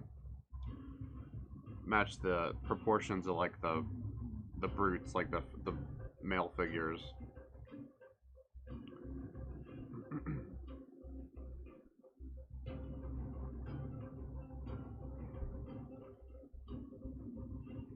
Yeah, I watched it like before Christmas. I finally, like, started watching it. Oh, I guess it wasn't that. I'm thinking of The Toys That Made Us. That's what I watched. I haven't watched this documentary yet, but I probably should.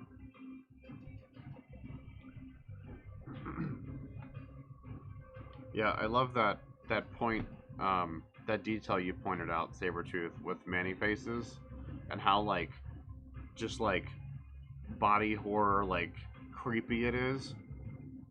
I love it. I definitely want to do something with that.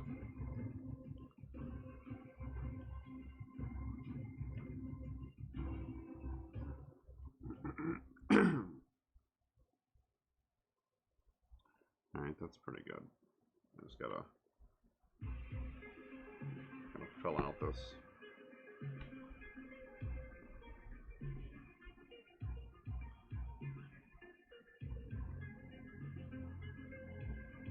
Yeah, I gotta get myself up here to the desk, like, more consistently on Tuesday and Thursday, so I can, like, make time to watch this stuff while I'm working.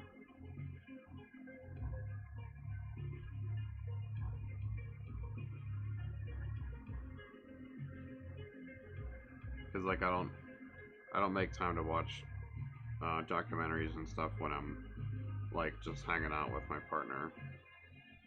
She only wants to watch crime documentaries.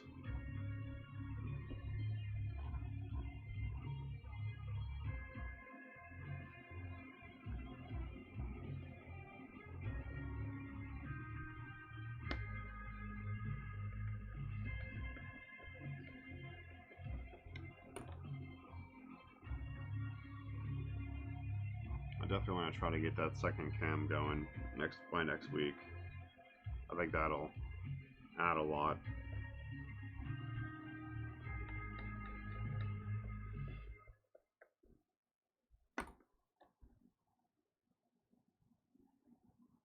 You totally missed on exploiting the production sculpt and the yeah, it's yeah, I never noticed that until you pointed it out. But like once you see it, you can't unsee it.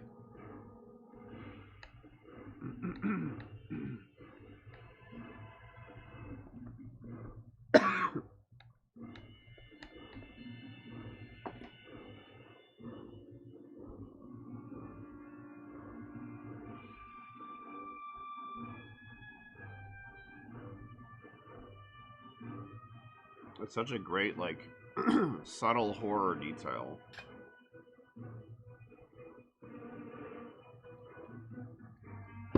Because there's some real, like, subtle, like, horror shit in that stuff.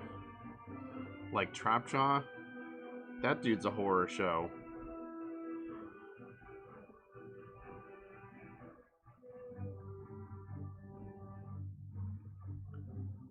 Actually, I want to do something with him as like a necromancer. Or a mechromancer. To borrow from, you know, the game that should not be named yet again.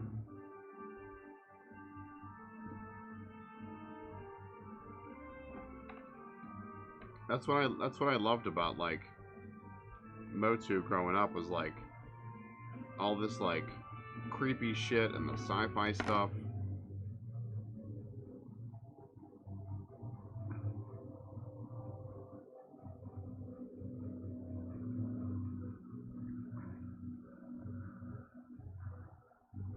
Nah, dude, Mechromancer. It sounds like Mechromancer, but it's he's animating, because if a necromancer animates dead flesh, right? So then a Mechromancer animates machinery and also dead flesh. Gonna totally horror him up.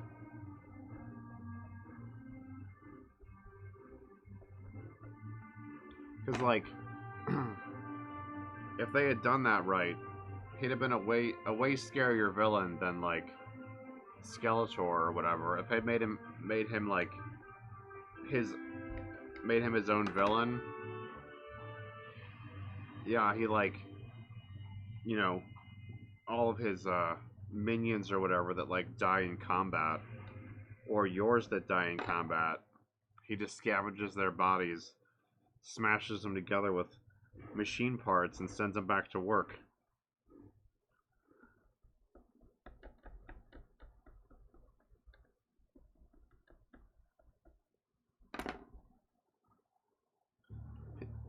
But, you know, he might make himself a lovely Mecro lady. So he could be a Mechromancer. What if it's like, instead, he's like the Bachelor, right? And he like constructs 12 mechs and they have to compete to see who loves him the most.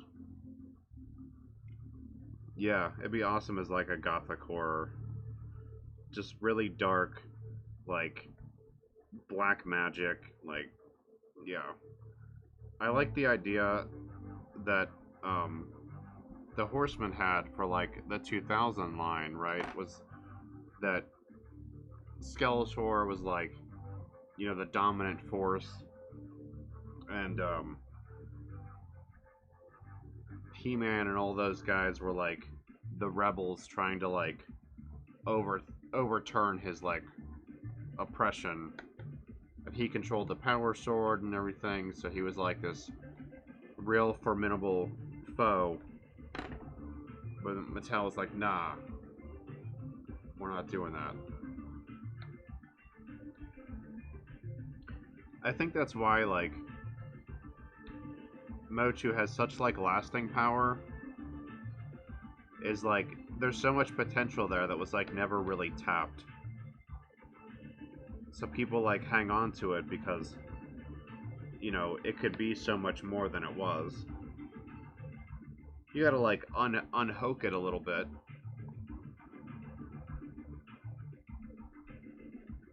But there's definitely like potential.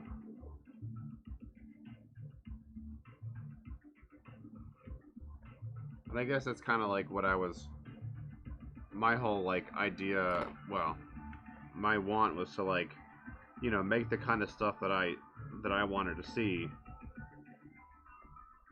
that Mattel's never gonna make, or Hasbro's never gonna make. Yeah, yeah, I know that they like based it on Conan, and then they were like, no, that's too violent, like it's too much. So then they like made it into this other thing, which ended up being a good idea because, you know, now it's like this classic line that wouldn't have existed if it was just like a Conan knockoff.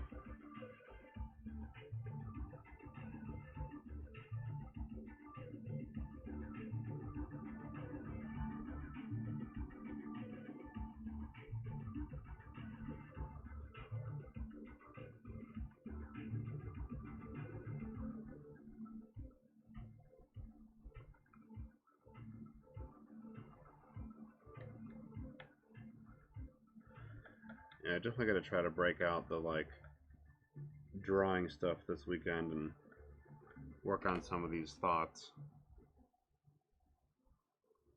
I don't do enough of that.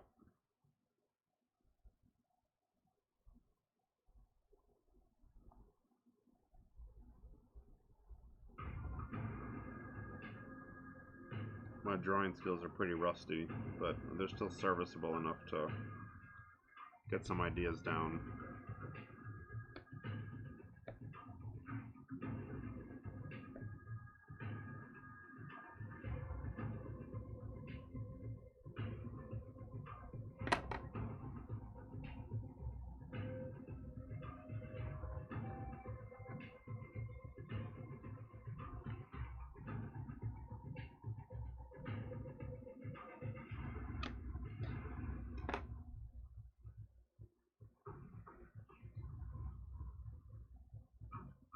Alright, this is getting pretty close to done.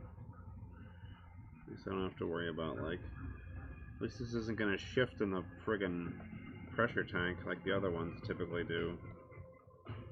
Because I'm not even going to pressurize it. Ain't got to. Alright, that doesn't work. I need this thing.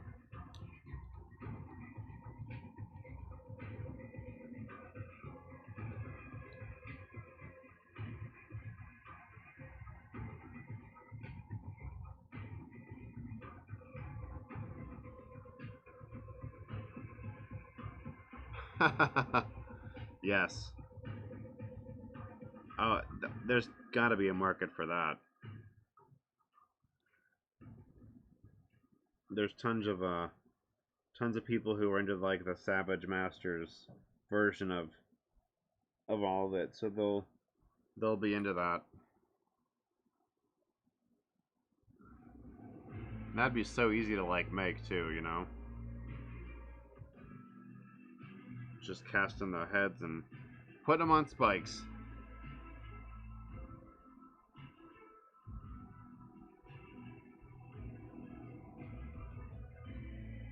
We're not choosy. Everyone's head's on spikes. Doesn't matter who you are.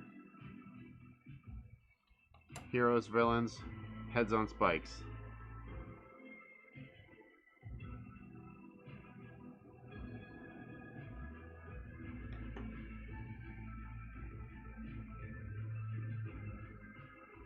Buy that domain, headsonspikes.com. Alright, man. Thanks for hanging out. See you later, Dacidus. I mean, I'm gonna bounce here too. I just want to finish touching up this, get the bottom of this thing ready so I can just start putting the silicone on tomorrow.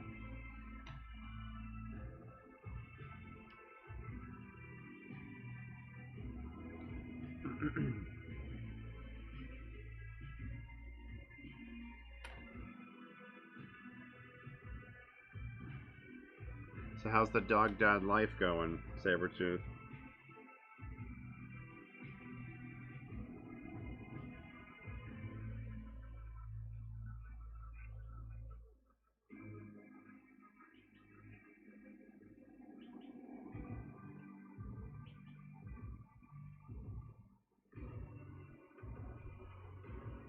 Alright, man. Thanks for hanging out. Good talking as always. Lots of great ideas getting tossed around. I'll see you guys when I see you next. Hopefully Monday, you know, well, I'll be here. I need to actually stick to my stupid schedule. Hopefully it'll be a two cam session. Get to see more stuff.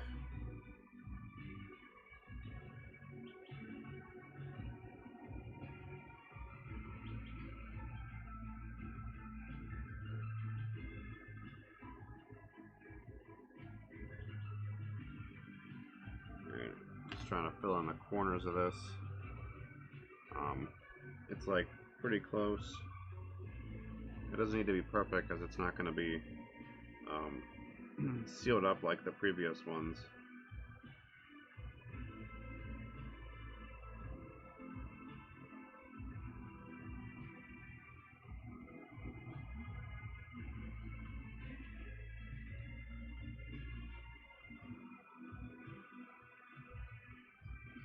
Alright, that looks pretty good. Just smooth everything over real quick.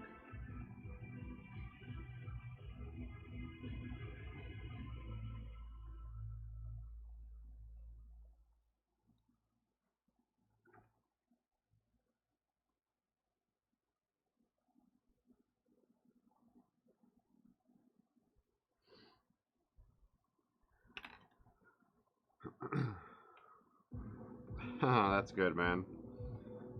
Probably takes a little while to get like comfortable in the new home.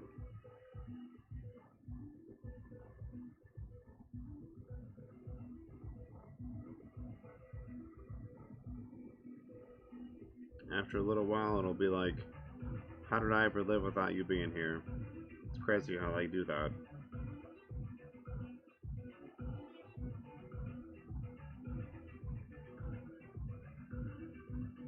My cats drive me nuts, but I wouldn't, I'm glad they're all here, you know?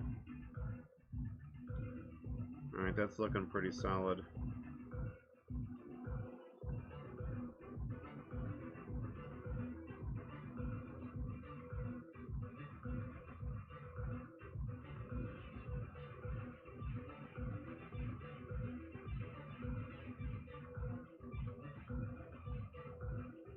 Just needs a little bit of like final smoothing. The next step is going to be, I gotta dust it with mold release, let that dry thoroughly, and then I'll start layering on the brush on silicone. And then from there, I'll figure out how to do the rest of it. So we'll tackle that next time, and hope everything goes well. So thanks for watching, and thanks for hanging out. Thanks for chatting, and just coming back. And I'll see you guys all next time.